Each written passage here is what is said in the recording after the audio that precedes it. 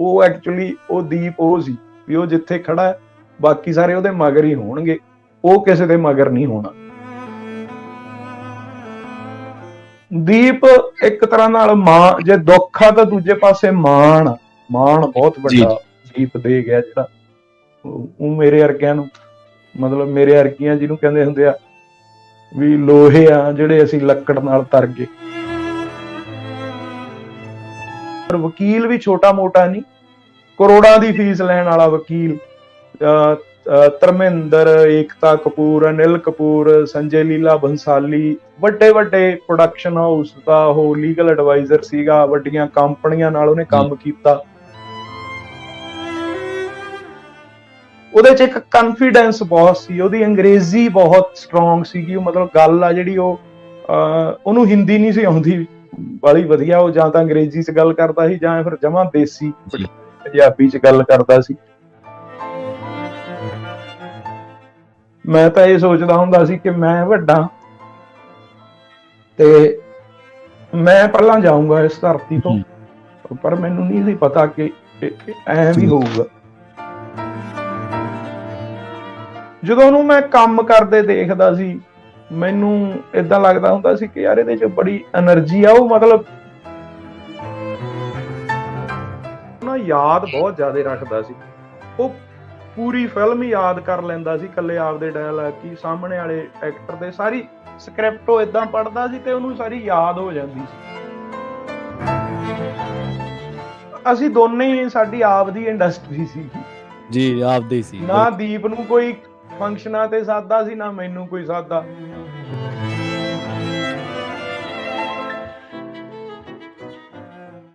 ਸਤਿ ਸ਼੍ਰੀ ਅਕਾਲ, ਤੁਸੀਂ ਜੁੜੇ ਹੋਏ ਹੋ ਪੰਜਾਬੀ ਰੇਡੀਓ ਯੂਐਸਏ ਦੇ ਨਾਲ ਤੇ ਮੈਂ ਹਾਂ ਪ੍ਰਵੀਨ ਸ਼ਰਮਾ, ਲੈ ਕੇ ਹਾਜ਼ਰ ਹਾਂ ਪੰਜਾਬੀ ਰੇਡੀਓ ਯੂਐਸਏ ਦੇ ਫਰੈਜ਼ਨੋ ਸਟੂਡੀਓ ਤੋਂ ਪ੍ਰੋਗਰਾਮ ਖਾਸ ਮੁਲਾਕਾਤ। ਅੱਜ ਦਾ ਇਹ ਪ੍ਰੋਗਰਾਮ ਇਸ ਕਰਕੇ ਵੀ ਖਾਸ ਹੈ ਕਿਉਂਕਿ ਪੰਜਾਬ ਦੇ ਕੌਮ ਦੀ, ਪੰਜਾਬ ਦੇ ਪੰਥਕ ਮਸਲਿਆਂ ਦੀ ਗੱਲ ਬੜੀ ਬੇਬਾਕੀ ਦੇ ਨਾਲ ਤੇ ਬੜੇ ਧੜੱਲੇ ਦੇ ਨਾਲ ਕਰਨ ਵਾਲਾ ਇੱਕ ਪੰਜਾਬ ਦਾ ਨੌਜਵਾਨ ਇਸੇ ਹੀ ਦਿਨ, ਜਿਸ ਦਿਨ ਅਸੀਂ ਇਹ ਗੱਲਬਾਤ ਕਰ ਰਹੇ ਹਾਂ 15 ਫਰਵਰੀ ਨੂੰ, ਸਾਡੇ ਸਾਰਿਆਂ ਦੇ ਦਰਮਿਆਨ ਨਹੀਂ ਰਿਹਾ। ਉਸ ਦੇ ਨਾਲ ਜੋ ਵਾਪਰਿਆ ਉਹ ਅੱਜ ਤੱਕ ਬਹੁਤ ਸਾਰੇ ਲੋਕਾਂ ਨੂੰ ਉਸ ਗੱਲ ਨੂੰ ਡਾਈਜੈਸਟ ਕਰਨਾ ਬੜਾ ਔਖਾ ਹੋਇਆ ਪਿਆ। ਗੱਲ ਕਰਾਂਗੇ ਸ਼ਹੀਦ ਭਾਈ ਦੀਪ ਸਿੱਧੂ ਦੇ ਬਾਰੇ। ਉਹਨਾਂ ਦੇ ਬਾਰੇ ਬਹੁਤ ਸਾਰੇ ਲੋਕਾਂ ਨੇ ਲਿਖਿਆ, ਸੋਸ਼ਲ ਮੀਡੀਆ ਤੇ ਵੀ ਤੁਸੀਂ ਦੇਖਦੇ ਹੋ ਉਹਨਾਂ ਦੇ ਬਾਰੇ ਲੋਕ ਲਿਖ ਰਹੇ ਨੇ। ਅੱਜ ਵੀ ਨੌਜਵਾਨ ਬੜੇ ਧੜੱਲੇ ਦੇ ਨਾਲ ਉਹਨਾਂ ਦੇ ਬਾਰੇ ਲਿਖਿਆ ਜਾਂਦਾ, ਜਿਹੋ ਜਿਹੀ ਉਹਨਾਂ ਦੀ ਸ਼ਖਸੀਅਤ ਸੀ। ਹਾਲਾਂਕਿ ਕਿਰਦਾਰਕੁਸ਼ੀ ਕਰਨ ਵਾਲਿਆਂ ਨੇ ਵੀ ਕੋਈ ਕਸਰ ਨਹੀਂ ਛੱਡੀ। ਇਸੇ ਦਰਮਿਆਨ ਉਹਨਾਂ ਦਾ ਇੱਕੋ ਇੱਕ ਫਿਲਮ ਇੰਡਸਟਰੀ ਦੇ ਵਿੱਚੋਂ ਦੋਸਤ ਜਿਹੜਾ ਉਹਨਾਂ ਨੂੰ ਅੱਜ ਵੀ ਉਸੇ ਤਰੀਕੇ ਨਾਲ ਹੀ ਯਾਦ ਕਰਦਾ ਜਾਂ ਉਸੇ ਤਰੀਕੇ ਨਾਲ ਹੀ ਜੁੜਾਵ ਮਹਿਸੂਸ ਕਰਦਾ। ਔਰ ਅਸੀਂ ਉਹਨਾਂ ਤੋਂ ਪੁੱਛੇ ਬਿਨਾਂ ਵੀ ਕਹਿ ਸਕਦੇ ਹਾਂ ਕਿ ਦੀਪ ਸਿੱਧੂ ਨਾਲ ਉਹਨਾਂ ਦਾ ਜਿਹੜਾ ਰਿਸ਼ਤਾ ਸੀਗਾ ਉਹ ਪ੍ਰੋਫੈਸ਼ਨਲ ਨਹੀਂ ਸੀ ਬਲਕਿ ਪਰਸਨਲ ਸੀ। ਜਿਸ ਤਰੀਕੇ ਨਾਲ ਅਸੀਂ ਆਪਣਿਆਂ ਦੇ ਨਾਲ ਵਰਤਦੇ ਹਾਂ, ਉਹਨਾਂ ਦੇ ਜਾਣ ਦਾ ਸਾਨੂੰ ਗਮ ਹੁੰਦਾ। ਤਾਂ ਬਿਲਕੁਲ ਸਾਡੇ ਨਾਲ ਜੁੜ ਚੁੱਕੇ ਨੇ ਪੰਜਾਬ ਤੋਂ ਫਿਲਮ ਡਾਇਰੈਕਟਰ ਬਾਈ ਅਮਰਦੀਪ ਸਿੰਘ ਗਿੱਲ ਜੀ। ਉਹਨਾਂ ਦੇ ਨਾਲ ਗੱਲਬਾਤ ਕਰਾਂਗੇ। ਪਹਿਲਾਂ ਉਹਨਾਂ ਦਾ ਸਵਾਗਤ ਕਰਦੇ ਹਾਂ। ਸਤਿ ਸ਼੍ਰੀ ਅਕਾਲ ਜੀ ਗਿੱਲ ਸਾਹਿਬ, ਸਵਾਗਤ ਹੈ ਜੀ ਪੰਜਾਬੀ ਰੇਡੀਓ ਯੂਐਸਏ ਤੇ। ਸਤਿ ਸ੍ਰੀ ਅਕਾਲ ਜੀ ਸਾਰਿਆਂ ਨੂੰ, ਸਤਿ ਸ੍ਰੀ ਅਕਾਲ। ਸਤਿ ਸ਼੍ਰੀ ਅਕਾਲ ਜੀ। ਗਿੱਲ ਸਾਹਿਬ, ਦੀਪ ਸਿੱਧੂ ਨੂੰ ਗਿਆ ਵਿਛੜਿਆ 1 ਸਾਲ ਹੋ ਗਿਆ। ਤੁਹਾਡੀਆਂ ਪੋਸਟਾਂ, ਤੁਹਾਡੀਆਂ ਗੱਲਾਂ ਬਾਤਾਂ ਦੇ ਵਿੱਚ ਬਾਈ ਦਾ ਜ਼ਿਕਰ ਰਹਿੰਦਾ। ਮੈਨੂੰ ਅਕਸਰ ਹੀ ਜਦੋਂ ਮੈਂ ਤੁਹਾਡੇ ਨਾਲ ਗੱਲ ਕਰ ਰਿਹਾ ਸੀ ਮੈਨੂੰ ਦੇਬੀ ਦੀਆਂ ਗੱਲਾਂ ਯਾਦ ਆ ਗਈਆਂ। ਦੇਬੀ ਆਖਦਾ ਦੱਸੇਗਾ ਕੌਣ ਤੈਨੂੰ, ਕਿੰਨਾ ਜ਼ਿਕਰ ਤੇਰਾ ਤੈਥੋਂ ਬਾਅਦ ਹੋਇਆ। ਜਦੋਂ ਨੌਜਵਾਨਾਂ ਦਾ ਜਿਹੜਾ ਇਕੱਠ ਸੀਗਾ, ਨੌਜਵਾਨਾਂ ਦੀ ਇੱਕ ਬਹੁਤ ਵੱਡਾ ਇਕੱਠ ਤੁਹਾਨੂੰ ਘੇਰੀ ਬੈਠਾ ਸੀ। ਬਾਈ ਦੀਪ ਬਾਰੇ ਤੁਹਾਡੇ ਨਾਲ ਮੀਡੀਆ ਵੀ ਗੱਲਬਾਤ ਕਰ ਰਿਹਾ ਸੀ, ਤੁਹਾਡੇ ਪੰਜਾਬ ਦੇ ਵਿੱਚ ਕੱਲ੍ਹ ਦੀ ਗੱਲ ਹੈ। ਤਾਂ ਉਦੋਂ ਕੀ ਚੇਤਿਆਂ ਦੇ ਵਿੱਚੋਂ ਗੁਜ਼ਰ ਰਿਹਾ ਸੀ? ਉਦੋਂ ਕਿਵੇਂ ਬਾਈ ਦੀਪ ਸਿੱਧੂ ਨੂੰ ਤੁਸੀਂ ਯਾਦ ਕਰ ਰਹੇ ਸੀ?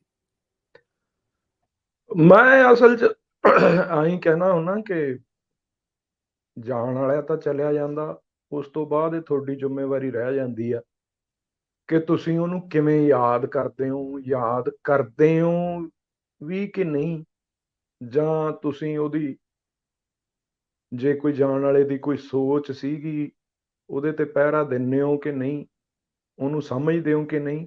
ਕਿਉਂਕਿ ਜਾਣ ਵਾਲੇ ਨੇ ਤਾਂ ਤੁਹਾਨੂੰ ਕਹਿਣਾ ਨਹੀਂ ਹੁੰਦਾ ਕਿ ਤੁਸੀਂ ਯਾਰ ਮੇਰੇ ਜਾਣ ਪਿੱਛੇ ਰੋਏ ਹੀ ਨਹੀਂ, ਜਾਣੇ ਤਾਂ ਕਹਿਣਾ ਨਹੀਂ ਹੁੰਦਾ ਕਿ ਤੁਸੀਂ ਮੈਨੂੰ ਯਾਦ ਹੀ ਨਹੀਂ ਕੀਤਾ। ਇਹ ਤਾਂ ਸਾਡਾ ਆਪ ਦਾ ਫਰਜ਼ ਆ, ਇਹ ਸਾਡੀ ਇੱਕ ਰੂਹ ਦੀ ਆਵਾਜ਼ ਹੁੰਦੀ ਆ, ਜਿਹਦਾ ਜਿੰਨਾ ਜਿੰਨਾ ਰਿਸ਼ਤਾ ਜਿਉਂਦੇ ਨਾਲ ਹੁੰਦਾ ਉਵੇਂ ਉਵੇਂ ਯਾਦ ਕਰਦਾ। ਔਰ ਕਈ ਵਾਰੀ ਕੀ ਹੁੰਦਾ ਕਿ ਜਾਣ ਵਾਲੀਆਂ ਸ਼ਖਸੀਅਤਾਂ ਇੰਨੀਆਂ ਮਹਾਨ ਹੁੰਦੀਆਂ ਨੇ ਕਿ ਹੋ ਸਕਦਾ ਤੁਹਾਡਾ ਜਿਉਂਦੇ ਨਾਲ ਉਹਨਾਂ ਨਾਲ ਕੋਈ ਰਿਸ਼ਤਾ ਬਾਹਲਾ ਨਾ ਵੀ ਰਿਹਾ ਹੋਵੇ, ਪਰ ਜਦੋਂ ਤੁਹਾਨੂੰ ਪਤਾ ਲੱਗਦਾ ਕਿ ਉਹ ਕਿਹੋ ਜਿਹਾ ਬੰਦਾ ਸੀ, ਕਿਹੋ ਜਿਹਾ ਇਨਸਾਨ ਸੀ, ਤਾਂ ਤੁਹਾਡੀ ਉਹਦੇ ਨਾਲ ਆਪਣੇ ਆਪ ਹੀ ਇੱਕ ਤੁਹਾਡਾ ਜੋੜ ਹੋ ਜਾਂਦਾ ਉਹਦੇ ਨਾਲ। ਕਿਉਂਕਿ ਪੂਰੀ ਦੁਨੀਆ ਦੇ ਵਿੱਚ ਬੈਠੇ ਵੀਰ ਭੈਣ ਮੈਨੂੰ ਜਿਹੜੇ ਫੋਨ ਕਰਦੇ ਨੇ ਲੱਖਾਂ, ਉਹ ਸਾਰੇ ਐਂ ਕਹਿੰਦੇ ਨੇ ਕਿ ਅਸੀਂ ਤਾਂ ਦੀਪ ਨੂੰ ਮਿਲੇ ਹੀ ਨਹੀਂ ਕਦੇ, ਅਸੀਂ ਤਾਂ ਦੀਪ ਨੂੰ ਦੇਖਿਆ ਹੀ ਨਹੀਂ। ਅਸੀਂ ਤਾਂ ਸੋਚਦੇ ਹੁੰਦੇ ਸੀ ਕਿ ਐਤਕੀ ਜਦੋਂ ਠੰਡ 'ਚ ਜਾਵਾਂਗੇ ਪੰਜਾਬ ਤਾਂ ਉਹਨੂੰ ਮਿਲਾਂਗੇ, ਪਰ ਉਹ ਤੋਂ ਪਹਿਲਾਂ ਇਹ ਹਾਦਸਾ ਹੋ ਗਿਆ।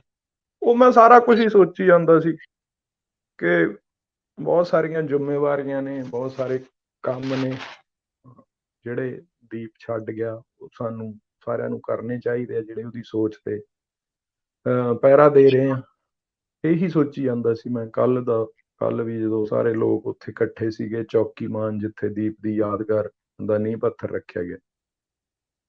ਜੀ ਜੀ, ਬਿਲਕੁਲ ਜਦੋਂ ਤੁਹਾਡੇ ਆਪਣੇ ਜਿਨ੍ਹਾਂ ਨਾਲ ਤੁਸੀਂ ਦਿਲੀ ਲਗਾਵ ਰੱਖਿਆ ਹੁੰਦਾ ਤੇ ਜਦੋਂ ਉਹਨਾਂ ਦਾ ਕਿਤੇ ਜ਼ਿਕਰ ਹੁੰਦਾ ਤੇ ਫਿਰ ਉਹ ਚੇਤਿਆਂ 'ਚ ਗੁਜ਼ਰੇ ਨਾ, ਇਹ ਹੋ ਨਹੀਂ ਸਕਦਾ।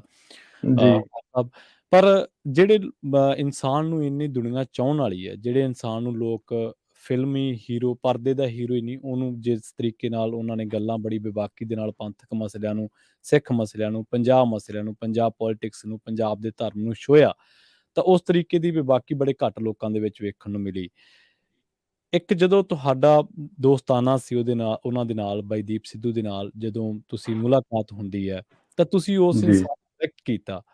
ਉਹ ਜਦੋਂ ਤੁਸੀਂ ਉਹਨੂੰ ਡਾਇਰੈਕਟ ਕਰ ਰਹੇ ਸੀ ਤੇ ਹੁਣ ਜਦੋਂ ਉਹਦੇ ਜਾਣ ਦਾ ਇੱਕ ਵਿਛੋੜਾ ਮਹਿਸੂਸ ਕਰਦੇ ਹੋ, ਇਹਦੇ ਵਿੱਚ ਕਿੰਨਾ ਕੁ ਫ਼ਰਕ ਹੈ? ਕਿਉਂਕਿ ਡਾਇਰੈਕਟ ਕਰਨਾ ਕਮਾਂਡ ਦੇਣਾ ਹੁੰਦਾ ਹੈ, ਪਰ ਜਦੋਂ ਉਹ ਜੀ ਬੰਦਾ ਚਲਿਆ ਜਾਵੇ ਤੇ ਤੁਹਾਨੂੰ ਉਸ ਤੋਂ ਬਾਅਦ ਅਹਿਸਾਸ ਹੁੰਦਾ ਹੈ ਕਿ ਕੀ ਅਹਿਸਾਸ ਤੁਹਾਨੂੰ ਵੀ ਹੋ ਰਿਹਾ ਕਿ ਜਿਸ ਇਨਸਾਨ ਨੂੰ ਅਸੀਂ ਡਾਇਰੈਕਟ ਕਰ ਰਹੇ ਸੀ, ਸ਼ਾਇਦ ਉਦੋਂ ਅਸੀਂ ਨਹੀਂ ਸਮਝ ਰਹੇ ਸੀ ਕਿ ਇਹ ਬੰਦੇ ਦੀ ਮਕਬੂਲ ਨਹੀਂ ਨਹੀਂ, ਏਦਾਂ ਨਹੀਂ ਸੀ। ਇਹ ਕੋੜ ਮੈਂ ਉਹਨੂੰ ਹਾਂਜੀ, ਹੋਵੇ। ਮੈਂ ਉਹ ਅੱਜ ਇਹ ਗੱਲ ਲੱਗੂਗੀ, ਪਰ ਮੈਂ ਹਮੇਸ਼ਾ ਹੀ ਇਹ ਗੱਲ ਕਹਿਣਾ ਹੁੰਦਾ, ਔਰ ਮੈਨੂੰ ਦੇਖਣ ਜਾਣਨ ਵਾਲੇ ਸਾਰੇ ਜਾਣਦੇ ਆ, ਮੈਨੂੰ ਦੀਪ ਦਾ ਪਹਿਲੇ ਦਿਨ ਤੋਂ ਹੀ ਪਤਾ ਸੀ।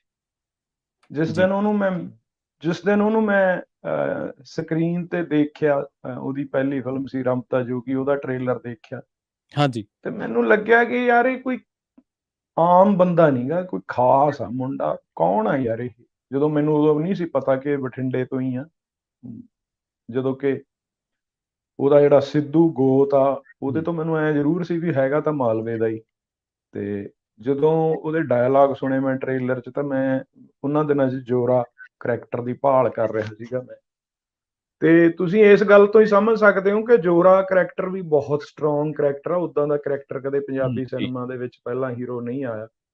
ਤੇ ਜੇ ਜੋਰੇ ਖਾਤਰ ਮੈਂ ਦੀਪ ਸਿੱਧੂ ਨੂੰ ਚੁਣ ਸਕਦਾ, ਤਾਂ ਇਟ ਮੀਨਸ ਮੈਨੂੰ ਦੀਪ ਦਾ ਪਤਾ ਹੀ ਹੋਊਗਾ ਨਾ, ਵੀ ਜਿਹਨੂੰ ਕਹਿੰਦੇ ਹੁੰਦੇ ਆ ਸਾਡੇ ਕਿ ਬੰਦਾ ਘੈਂਟ ਆ ਯਾਰ। ਇਸ ਕਰਕੇ ਹੀ ਮੈਂ ਉਹਨੂੰ ਕਿਉਂਕਿ ਜੋਰਾ ਮੈਂ ਬਹੁਤ ਸਾਰੇ ਸਟਾਰਾਂ ਨੂੰ ਸੁਣਾਈ, ਗਾਇਕਾਂ ਨੂੰ ਸੁਣਾਈ, ਸਾਰਿਆਂ ਨੂੰ ਪਸੰਦ ਆਉਂਦੀ ਸੀ, ਪਰ ਮੁੜ ਕੇ ਮੈਂ ਆਪ ਹੀ ਨਹੀਂ ਸੀ ਜਾਂਦਾ ਦੂਰੀ ਯਾਰ।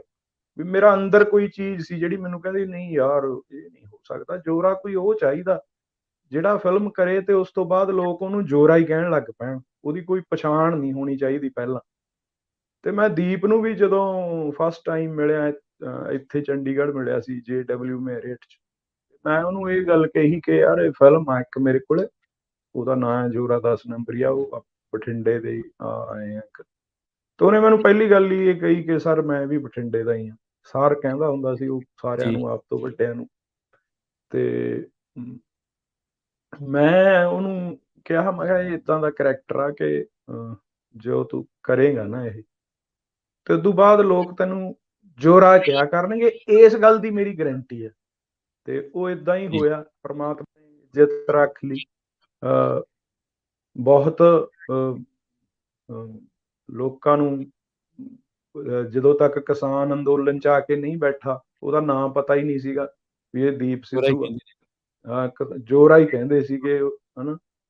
ਤੇ ਉਹਦੇ ਵਿੱਚ ਇੱਕ ਗੱਲ ਤਾਂ ਸੀਗੀ, ਉਹ ਬਹੁਤ ਸਟਰੋਂਗ ਬੰਦਾ ਸੀ, ਫਿਜ਼ੀਕਲੀ ਵੀ ਬਹੁਤ ਸਟਰੋਂਗ ਸੀ, ਮੈਂਟਲੀ ਵੀ ਬਹੁਤ ਸਟਰੋਂਗ ਸੀ। ਕਿਉਂਕਿ ਜਦੋਂ ਅਸੀਂ ਜੋਰਾ ਬਣਾਈ ਆ, ਸਾਡੇ ਕੋਲੇ ਕੋਈ ਪੈਸੇ ਨਹੀਂ ਸੀਗੇ ਬਾਹਲੇ, ਕਿਉਂਕਿ ਪੈਸੇ ਸੀਗੇ ਬਟ ਮੈਂ ਇੱਕ ਬਜਟ ਹੁੰਦਾ ਨਾ ਫਿਲਮ ਦਾ, ਉਹ ਦੀਪ ਦੇ ਬਹੁਤ ਸਾਰੇ ਪੈਸੇ 5-6 ਕਰੋੜ ਰੁਪਇਆ ਰਮਤਾ ਜੋਗੀ 'ਚ ਜਾਇਆ ਚਲਾ ਗਿਆ ਸੀ। ਉਹ ਫਿਲਮ ਚੱਲੀ ਨਹੀਂ ਸੀ ਤੇ ਮੈਨੂੰ ਏਦਾਂ ਲੱਗਦਾ ਸੀ ਕਿ ਇੱਕ ਬੰਦਾ ਜਿਹਨੇ ਹੁਣੇ 5-6 ਕਰੋੜ ਦਾ ਘਾਟਾ ਖਾਦਾ, ਉਹਦੇ ਨਾਲ ਜੇ ਤੁਸੀਂ ਫਿਲਮ ਮਤਲਬ ਤੁਸੀਂ ਉਹਨੂੰ ਕਰਦੇ ਉਹਨੂੰ ਤੁਸੀਂ ਕਹਿੰਦੇ ਹੋ ਕਿ ਘੱਟੋ ਘੱਟ 3 ਕਰੋੜ ਤਾਂ ਲੱਗੂ। ਤਾਂ ਮੈਂ ਉਹਨੂੰ ਬਜਟ ਬਣਾ ਕੇ ਦਿੱਤਾ ਜਦੋਂ, ਮਤਲਬ ਉਦੋਂ ਸਾਨੂੰ ਮਿਲਿਆ ਨੂੰ 2 ਕੁ ਮਹੀਨੇ ਹੋਏ ਸੀਗੇ, ਮੈਂ ਬੰਬੇ ਚਲਾ ਗਿਆ ਸੀਗਾ, ਉਹਨੇ ਮੈਨੂੰ ਬੰਬੇ ਬੁਲਾਇਆ। ਇੱਕ ਦਿਨ ਮੈਨੂੰ ਕਹਿੰਦਾ ਸਰ ਬਜਟ ਬਣਾ ਕੇ ਦਿਓ, ਫਿਰ ਆਪਾਂ ਕਰੀਏ ਪੈਸਾ ਵੀ ਕਿਵੇਂ ਕਿਵੇਂ ਕੀ ਕੀ ਕਰਨਾ। ਮੈਂ ਜਦੋਂ ਉਹਨੂੰ ਬਜਟ ਬਣਾ ਕੇ ਦਿੱਤਾ ਤੇ ਉਹਦੇ ਵਿੱਚ ਰਾਈਟਰ ਡਾਇਰੈਕਟਰ ਦਾ ਜਿਹੜਾ ਮੇਰਾ ਮਿਹਨਤਾਨਾ ਸੀ ਉਹ ਮੈਂ ਲਿਖਿਆ ਨਾ। ਮੈਂ ਕਿਹਾ ਯਾਰ ਨਹੀਂ, ਮੈਨੂੰ ਕਹਿੰਦਾ ਸਰ ਤੁਸੀਂ ਨਹੀਂ ਲਿਖੇ ਆਪਦੇ ਪੈਸੇ। ਮੈਂ ਕਿਹਾ ਨਹੀਂ ਯਾਰ ਦੀਪ, ਮੈਨੂੰ ਪੈਸੇ ਹਾਲੇ ਨਹੀਂ ਚਾਹੀਦੇ ਜਦੋਂ ਕਿ ਮੇਰੇ ਕੋਲ ਪੈਸੇ ਹੈ ਨਹੀਂ। ਮੈਂ ਤਾਂ ਪਰ ਮੇਰਾ ਫਿਲਮ ਮੇਕਿੰਗ ਦੇ ਲਈ ਜਨੂਨ ਨੂੰ ਸਮਝਣ ਦੀ ਕੋਸ਼ਿਸ਼ ਕਰੋ ਕਿ ਮੈਂ 20-30 ਲੱਖ ਰੁਪਇਆ ਲੈ ਕੇ ਕੱਲ ਨੂੰ ਜਦੋਂ ਸ਼ੂਟਿੰਗ ਕਰ ਰਹੇ ਹੋਵੋਗੇ ਉਦੋਂ ਤੁਸੀਂ ਕਹਿ ਦਿਓਗੇ ਸਰ ਇਹਦੀ ਗੱਡੀ ਦੀ ਥਾਂ ਤੇ ਆਪਾਂ ਫਲਾਨਾ ਆਹ ਕਰ ਲਈਏ। ਮੈਂ ਉਹ ਮੇਕਿੰਗ 'ਚ ਸਮਝੌਤਾ ਨਹੀਂ ਕਰਨਾ। ਮੈਨੂੰ ਟੈਕਨੀਸ਼ੀਅਨ ਉਹ ਚਾਹੀਦੇ ਨੇ, ਮੈਨੂੰ ਕੈਮਰਾਮੈਨ, ਮੈਨੂੰ ਐਡੀਟਰ, ਮੈਂ ਬੈਕਗਰਾਉਂਡ ਮਿਊਜ਼ਿਕ, ਐਕਸ਼ਨ ਡਾਇਰੈਕਟਰ, ਲੋਕੇਸ਼ਨਾਂ, ਸਾਰਾ ਕੁਝ ਉਹਦੇ ਤੇ ਸਮਝੌਤਾ ਨਹੀਂ ਮੈਂ ਕਰਨਾ। ਇਸ ਕਰਕੇ ਮੇਰਾ 20-30 ਲੱਖ ਰੁਪਇਆ ਜਿਹੜਾ ਉਹ ਤੂੰ ਰਹਿਣ ਦਿਓ, ਬਾਅਦ ਦੇ ਵਿੱਚ ਦੇ ਦੀ ਮੈਨੂੰ, ਉਹ ਤਾਂ ਪੈਸੇ ਤਾਂ ਚਲੋ ਆਉਂਦੇ ਹੀ ਰਹਿਣਗੇ। ਮੇਰੀ ਇਹ ਗੱਲ ਸੀ ਜਿਹੜੀ, ਇਹ ਉਹਦੇ ਦਿਲ ਲੱਗ ਗਈ, ਉਹਨੂੰ ਸਮਝ ਆ ਗਈ ਕਿ ਕਿਹੋ ਜਿਹਾ ਬੰਦਾ ਉਹਨੂੰ, ਕਿਉਂਕਿ ਉਹਨੂੰ ਸਾਰੇ ਬੰਦੇ ਇਹੋ ਜਿਹੇ ਮਿਲੇ ਸੀ ਕਿ ਪੈਸੇ ਲਓ, ਫਿਲਮ ਚੱਲੇ ਨਾ ਚੱਲੇ ਆਪਦਾ ਘਰ ਨੂੰ ਜਾਓ। ਉਹਨੂੰ ਪਤਾ ਲੱਗ ਗਿਆ ਵੀ ਇਹ ਕਮਲਾ ਹੀ ਆ ਮੇਰੇ ਵਰਗਾ, ਜਾਨੀ ਇਮੋਸ਼ਨਲ ਬੰਦਾ। ਇਹ ਫਿਲਮ ਮੇਕਿੰਗ ਦੇ ਵਿੱਚ ਇਹਦਾ ਜਿਹੜਾ ਜਨੂਨ ਆ ਉਹਦੇ ਤਹਿਤ ਹੀ ਇਹ ਕੰਮ ਕਰ ਰਿਹਾ। ਪਰ ਮੇਰੀ ਪਹਿਲੀ ਫਿਲਮ ਸੀਗੀ ਐਜ਼ ਡਾਇਰੈਕਟਰ, ਮੈਂ ਚਾਹੁੰਦਾ ਸੀ ਕਿ ਕੋਈ ਬੰਦਾ ਇਦਾਂ ਦਾ ਮੇਰੇ ਨਾਲ ਖੜੇ ਜਿਹੜਾ ਫਿਲਮ ਮੇਕਿੰਗ ਦੇ ਵਿੱਚ ਮੇਰਾ ਹੱਥ ਨਾ ਫੜੇ। ਮਤਲਬ ਜਦੋਂ ਸ਼ੂਟ ਕਰ ਰਹੇ ਹੁੰਦੇ ਹੋ ਨਾ ਤੁਸੀਂ, ਵੀ ਆਹ ਚੀਜ਼ਾਂ ਉੱਥੇ ਨਾ ਕਹੇ ਕੰਮ 'ਚ ਦਖਲ ਕਿ ਸਰ ਅੰਦਾਜ਼ੀ। ਜੇ ਹਾਂ ਵੀ ਜੇ 20 ਕੁਰਸੀਆਂ ਚਾਹੀਦੀਆਂ ਤਾਂ 4 ਰੱਖ ਲੈਂਦੇ ਆ ਜੀ। ਉਹ ਕੰਮ ਆ ਜਿਹੜਾ ਉਹ ਫਿਰ ਦਿਖਦਾ ਸਕਰੀਨ ਤੇ ਨਾ, ਤੁਹਾਨੂੰ ਦਿਖ ਰਿਹਾ ਹੁੰਦਾ ਕਿ ਗਰੀਬ ਫਿਲਮ ਆ। ਜੀ, ਉਹ ਜੀ। ਨਹੀਂ ਸੀ ਮੈਂ ਕਰਨਾ ਚਾਹੁੰਦਾ ਜਿੱਦਾਂ ਦਾ ਸਬਜੈਕਟ ਸੀ ਜੋਰਾ ਦਾ। ਇਸ ਗੱਲ ਨੇ ਮੇਰਾ ਸਾਰਾ ਜਿਹੜਾ ਵਿਅਕਤੀਤਵ ਸੀਗਾ ਉਹ ਦੀਪ ਦੇ ਸਾਹਮਣੇ ਖੋਲਤਾ। ਉਹਨੂੰ ਪਤਾ ਲੱਗ ਗਿਆ ਕਿ ਬੰਦਾ ਸਹੀ ਆ, ਵੀ ਬਠਿੰਡੇ ਵਾਲਾ ਬਾਈ। ਅਸੀਂ ਬੈਨਰ ਵੀ ਦੋਹਾਂ ਨੇ ਮਿਲ ਕੇ ਰੱਖਿਆ। ਮੈਨੂੰ ਜੀ। ਕਹਿੰਦਾ ਨਵਾਂ ਬੈਨਰ ਅਸੀਂ ਇਸਟੈਬਲਿਸ਼ ਕਰਨਾ। ਪਹਿਲਾਂ ਉਹਨੇ ਹੋਰ ਕਿਸੇ ਬੈਨਰ ਤੇ ਰਮਤਾ ਜੋਗੀ ਬਣਾਈ ਸੀ, ਨਾਲ ਉਹਦੇ ਵਿਜੇਤਾ ਫਿਲਮ ਸੀ ਧਰਮਿੰਦਰ ਹੋਰਾਂ ਦਾ ਬੈਨਰ। ਕਹਿੰਦਾ ਆਪਾਂ ਨਵੇਂ ਬੈਨਰ ਦੀ ਸ਼ੁਰੂਆਤ ਕਰਨੀ ਆ, ਤੁਸੀਂ ਨਾ ਸੋਚੋ ਕੋਈ। ਮੈਂ ਕਿਹਾ ਮੈਂ ਸੋਚਿਆ ਵੇ ਯਾਰ, ਜਦੋਂ ਮੈਂ ਬਠਿੰਡੇ ਦੀਆਂ ਗਲੀਆਂ 'ਚ ਤੁਰਿਆ ਫਿਰਦਾ ਹੁੰਦਾ ਸੀ, ਜਦੋਂ ਸੁਪਨੇ ਦੇਖਦਾ ਸੀ ਮੈਂ ਡਾਇਰੈਕਟਰ ਬਣਨ ਦੇ, ਉਦੋਂ ਹੀ ਮੈਂ ਇਹ ਸੋਚ ਲਿਆ ਸੀ ਕਿ ਮੇਰੀ ਕੰਪਨੀ ਹੋਊਗੀ ਜਿਹੜੀ, ਉਹਦਾ ਨਾਂ ਹੋਊਗਾ ਬਠਿੰਡੇ ਵਾਲੇ ਬਾਈ ਫਿਲਮਸ। ਤੇ ਜਦੋਂ ਮੈਂ ਉਹਨੂੰ ਦੱਸਿਆ ਤੇ ਉਹ ਬੜਾ ਖੁਸ਼ ਹੋਇਆ, ਕਿਉਂਕਿ ਬਠਿੰਡੇ ਨੂੰ ਉਹ ਵੀ ਮੇਰੇ ਨੂੰ ਹੀ ਬਹੁਤ ਪਿਆਰ ਕਰਦਾ ਸੀ। ਬਠਿੰਡੇ 'ਚ ਉਹਦਾ ਬਚਪਨ ਬੀਤਿਆ, ਬਠਿੰਡੇ ਉਹਦਾ ਆਰ ਪਰਿਵਾਰ, ਚਾਚੇ ਤਾਏ ਰਹਿੰਦੇ, ਬਹੁਤ ਪਿਆਰ ਸੀ ਉਹਦਾ ਬਠਿੰਡੇ ਨਾਲ। ਉਹ ਬੜਾ ਮਾਣ ਕਰਦਾ ਸੀ ਬਠਿੰਡੇ ਵਾਲੇ ਤੇ। ਤੁਸੀਂ ਉਹਦੀਆਂ ਗੱਲਾਂ 'ਚ ਵੀ ਸੁਣੋ ਹਨਾ, ਚਲੋ ਫਿਲਮ ਤਾਂ ਹੈ ਹੀ ਬਠਿੰਡੇ ਦੀ। ਇਸ ਕਰਕੇ ਉਹਦੀ ਜਿਹੜੀ ਸਾਂਝ ਸੀ ਮੇਰੇ ਨਾਲ, ਉਹ ਉਸ ਦਿਨ ਤੋਂ ਹੀ ਹੋਰ ਹੋ ਗਈ। ਮਤਲਬ ਵੀ ਸਾਡੀ ਕੋਈ ਉਹ ਸਾਂਝ ਨਹੀਂ ਗਈ ਕਿ ਪੈਸੇ ਦੇਣੇ ਤੇ ਕੰਮ ਕਰਨਾ। ਤੇ ਉਸ ਸਾਂਝ ਦੀ ਨਿਉ ਰੱਖੀ ਗਈ। ਮਤਲਬ ਇਹ 2016 ਦੇ ਸ਼ੁਰੂਆਤ ਦੀ ਗੱਲ ਆ। ਫਿਰ ਅਸੀਂ ਜਦੋਂ ਉਹਨੂੰ ਮੈਂ ਕੰਮ ਕਰਦੇ ਦੇਖਦਾ ਸੀ, ਮੈਨੂੰ ਏਦਾਂ ਲੱਗਦਾ ਹੁੰਦਾ ਸੀ ਕਿ ਯਾਰ ਇਹਦੇ 'ਚ ਬੜੀ એનર્ਜੀ ਆ। ਉਹ ਮਤਲਬ ਮੈਂ ਵੀ ਬਹੁਤ ਫਿਲਮ ਤੁਸੀਂ ਦੇਖਿਆ ਹੀ ਸ਼ੂਟ ਕਰਦੇ, ਮੈਨੂੰ ਵੀ ਐ ਹੁੰਦਾ ਕਿ ਮੈਂ ਕੁਰਸੀ ਤੇ ਨਹੀਂ ਬੈਠਦਾ। ਮੈਨੂੰ ਐ ਹੁੰਦਾ ਵੀ ਜੋ ਕੁਝ ਕਰਨਾ, ਮਤਲਬ ਉਹ ਇੱਕ ਮੇਰਾ ਸੁਪਨਾ ਹੈ ਫਿਲਮ ਮੇਕਿੰਗ ਦਾ। ਮੈਨੂੰ ਜਿਹੜਾ ਚਾਅ ਹੈ ਉਹ ਮੈਂ ਉਸੇ ਚਾਅ ਨਾਲ ਹੀ ਕਰਦਾ ਜਿਵੇਂ ਜੇ ਮੈਂ 25 ਸਾਲਾਂ ਦਾ ਹੁੰਦਾ ਤਾਂ ਵੀ ਮੈਂ ਉਵੇਂ ਹੀ ਕਰਦਾ ਹਨ। ਤੇ ਉਹ ਸਾਡੀ ਮੇਲ ਖਾਂਦੀ ਸੀ ਦੋਹਾਂ ਜਣਿਆਂ ਦੀ ਇਹ ਭਾਵਨਾ। ਜੀ। ਇਹੀ ਸਾਡੀ ਯਾਰੀ ਦੋਸਤੀ ਦਾ, ਸਾਰੀ ਸਾਡੇ ਮਤਲਬ ਰਿਸ਼ਤੇ ਦਾ ਆਧਾਰ ਬਣੀ ਕਿ ਉਹਨੂੰ ਪਤਾ ਲੱਗ ਗਿਆ ਕਿ ਇਹ ਬੰਦਾ ਕੋਈ ਪੈਸੇ ਦਾ ਲਾਲਚੀ ਨਹੀਂ, ਇਹ ਐਕਚੁਅਲੀ ਕੰਮ ਕਰਨਾ ਚਾਹੁੰਦਾ। ਤੇ ਮੈਨੂੰ ਇਹ ਸੀ ਕਿ ਇਹ ਬੰਦੇ ਨੇ ਯਾਰ ਮੇਰੇ ਖਾਤਰ ਪੈਸੇ ਲਾਏ ਆ। ਮੈਂ ਅਸੀਂ ਇਦਾਂ ਦੇ ਹੀ ਆ, ਮਤਲਬ ਭਾਵੇਂ ਜੇਬ 'ਚ ਸਾਡੇ ਧੇਲਾ ਨਾ ਹੋਵੇ, ਪਰ ਅਸੀਂ ਮਤਲਬ ਦਿਲ ਆ ਜਿਹੜਾ ਉਹ ਲੱਖਾਂ ਕਰੋੜਾਂ ਦਾ ਰੱਖਦੇ ਆ ਵੀ ਕੋਈ ਚੱਕਰ ਨਹੀਂ, ਠੀਕ ਹੈ ਯਾਰ ਕੋਈ ਗੱਲ ਨਹੀਂ, ਰੋਟੀ ਮਿਲ ਜੂਗੀ ਤਾਂ ਖਾ ਲਾਂਗੇ। ਕੰਮ ਕਰਨਾ ਬਹੁਤ ਜ਼ਰੂਰੀ ਆ। ਅਸੀਂ ਫਿਲਮ ਉਹੀ ਬਣਾਈ ਜਿਹੜੀ ਅਸੀਂ ਬਣਾਉਣੀ ਚਾਹੁੰਦੇ ਸੀਗੇ। ਜੀ। ਤੇ ਉਹ ਜਿਹੜੀ ਤੁਸੀਂ ਗੱਲ ਕਰ ਰਹੇ ਹੋ ਉਹਦੇ ਪਲ ਪਲ 'ਚ ਮਿਲਦੀ। ਮੈਂ ਦੀਪ ਦੇ ਘਰ ਤੋਂ ਥੋੜਾ ਦੂਰ ਕਮਰਾ ਲਿਆ ਹੋਇਆ ਸੀਗਾ, ਛੋਟਾ ਜਿਹਾ ਇੱਕ, ਗਲੀਆਂ, ਵਰਸੋਵਾ ਇੱਕ ਇਲਾਕਾ ਬੰਬੇ ਦੇ ਵਿੱਚ, ਹੂੰ, ਮਛਿਆਰਿਆਂ ਦਾ ਪਿੰਡ ਆ ਉਹ, ਉੱਥੇ ਮੱਛੀਆਂ ਦੀ ਮੁਸ਼ਕ ਆਉਂਦੀ ਰਹਿੰਦੀ ਆ।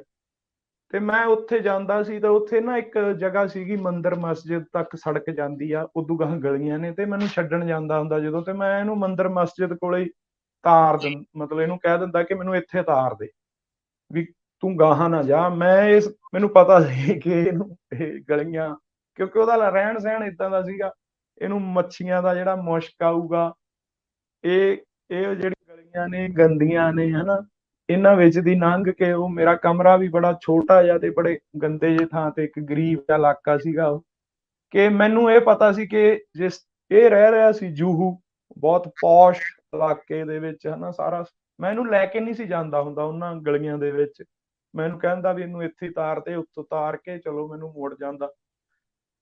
ਹੁਣ ਉਹ ਸਾਰਾ ਕੁਝ ਸੀ ਜਿਹੜਾ, ਉਹ ਮੈਂ ਚੇਂਜ ਹੁੰਦਾ ਦੇਖਿਆ ਬਾਅਦ ਦੇ ਵਿੱਚ ਹਨਾ, ਕਿਸਾਨ ਜੀ, ਅੰਦੋਲਨ ਦੇ ਵਿੱਚ ਉਹ ਦੀਪ ਸਿੱਧੂ ਲੋਕਾਂ 'ਚ ਕਿਵੇਂ ਬੈਠਾ, ਭੁੰਜੇ ਬੈਠਾ, ਗਲੀਆਂ 'ਚ ਬੈਠਾ, ਹੂੰ, ਉਹ ਮਤਲਬ ਮਹਿਸੂਸ ਕੀਤੀ ਸੀ ਗੱਲ ਮੈਂ, ਯਾਰ ਇਹ ਬੰਦਾ, ਇਹ ਆਮ ਬੰਦਾ ਨਹੀਂਗਾ, ਇਹ ਖਾਸ ਬੰਦਾ ਹੈ। ਇਸ ਕਰਕੇ ਉਹ ਸਾਰੀਆਂ ਗੱਲਾਂ ਪਤਾ ਸੀਗੀਆਂ ਮੈਨੂੰ, ਪਰ ਗੱਲ ਇਹ ਹੁੰਦਾ ਕਿ ਕਿਸੇ ਬੰਦੇ ਦਾ ਦੀ ਮੌਤ ਕਿਵੇਂ ਹੋਣੀ ਆ, ਉਹਨੇ ਕਿਵੇਂ ਜਾਣਾ, ਇਹ ਅਸੀਂ ਨਹੀਂ ਸੋਚ ਸਕਦੇ। ਇਹ ਇੱਥੇ ਇੰਨੀ ਕੁ ਗੱਲ ਆ ਜਿਹੜੀ ਉਹ ਸਾਡੀ ਗਲਤ ਹੋ ਸਕਦੀ ਹੈ।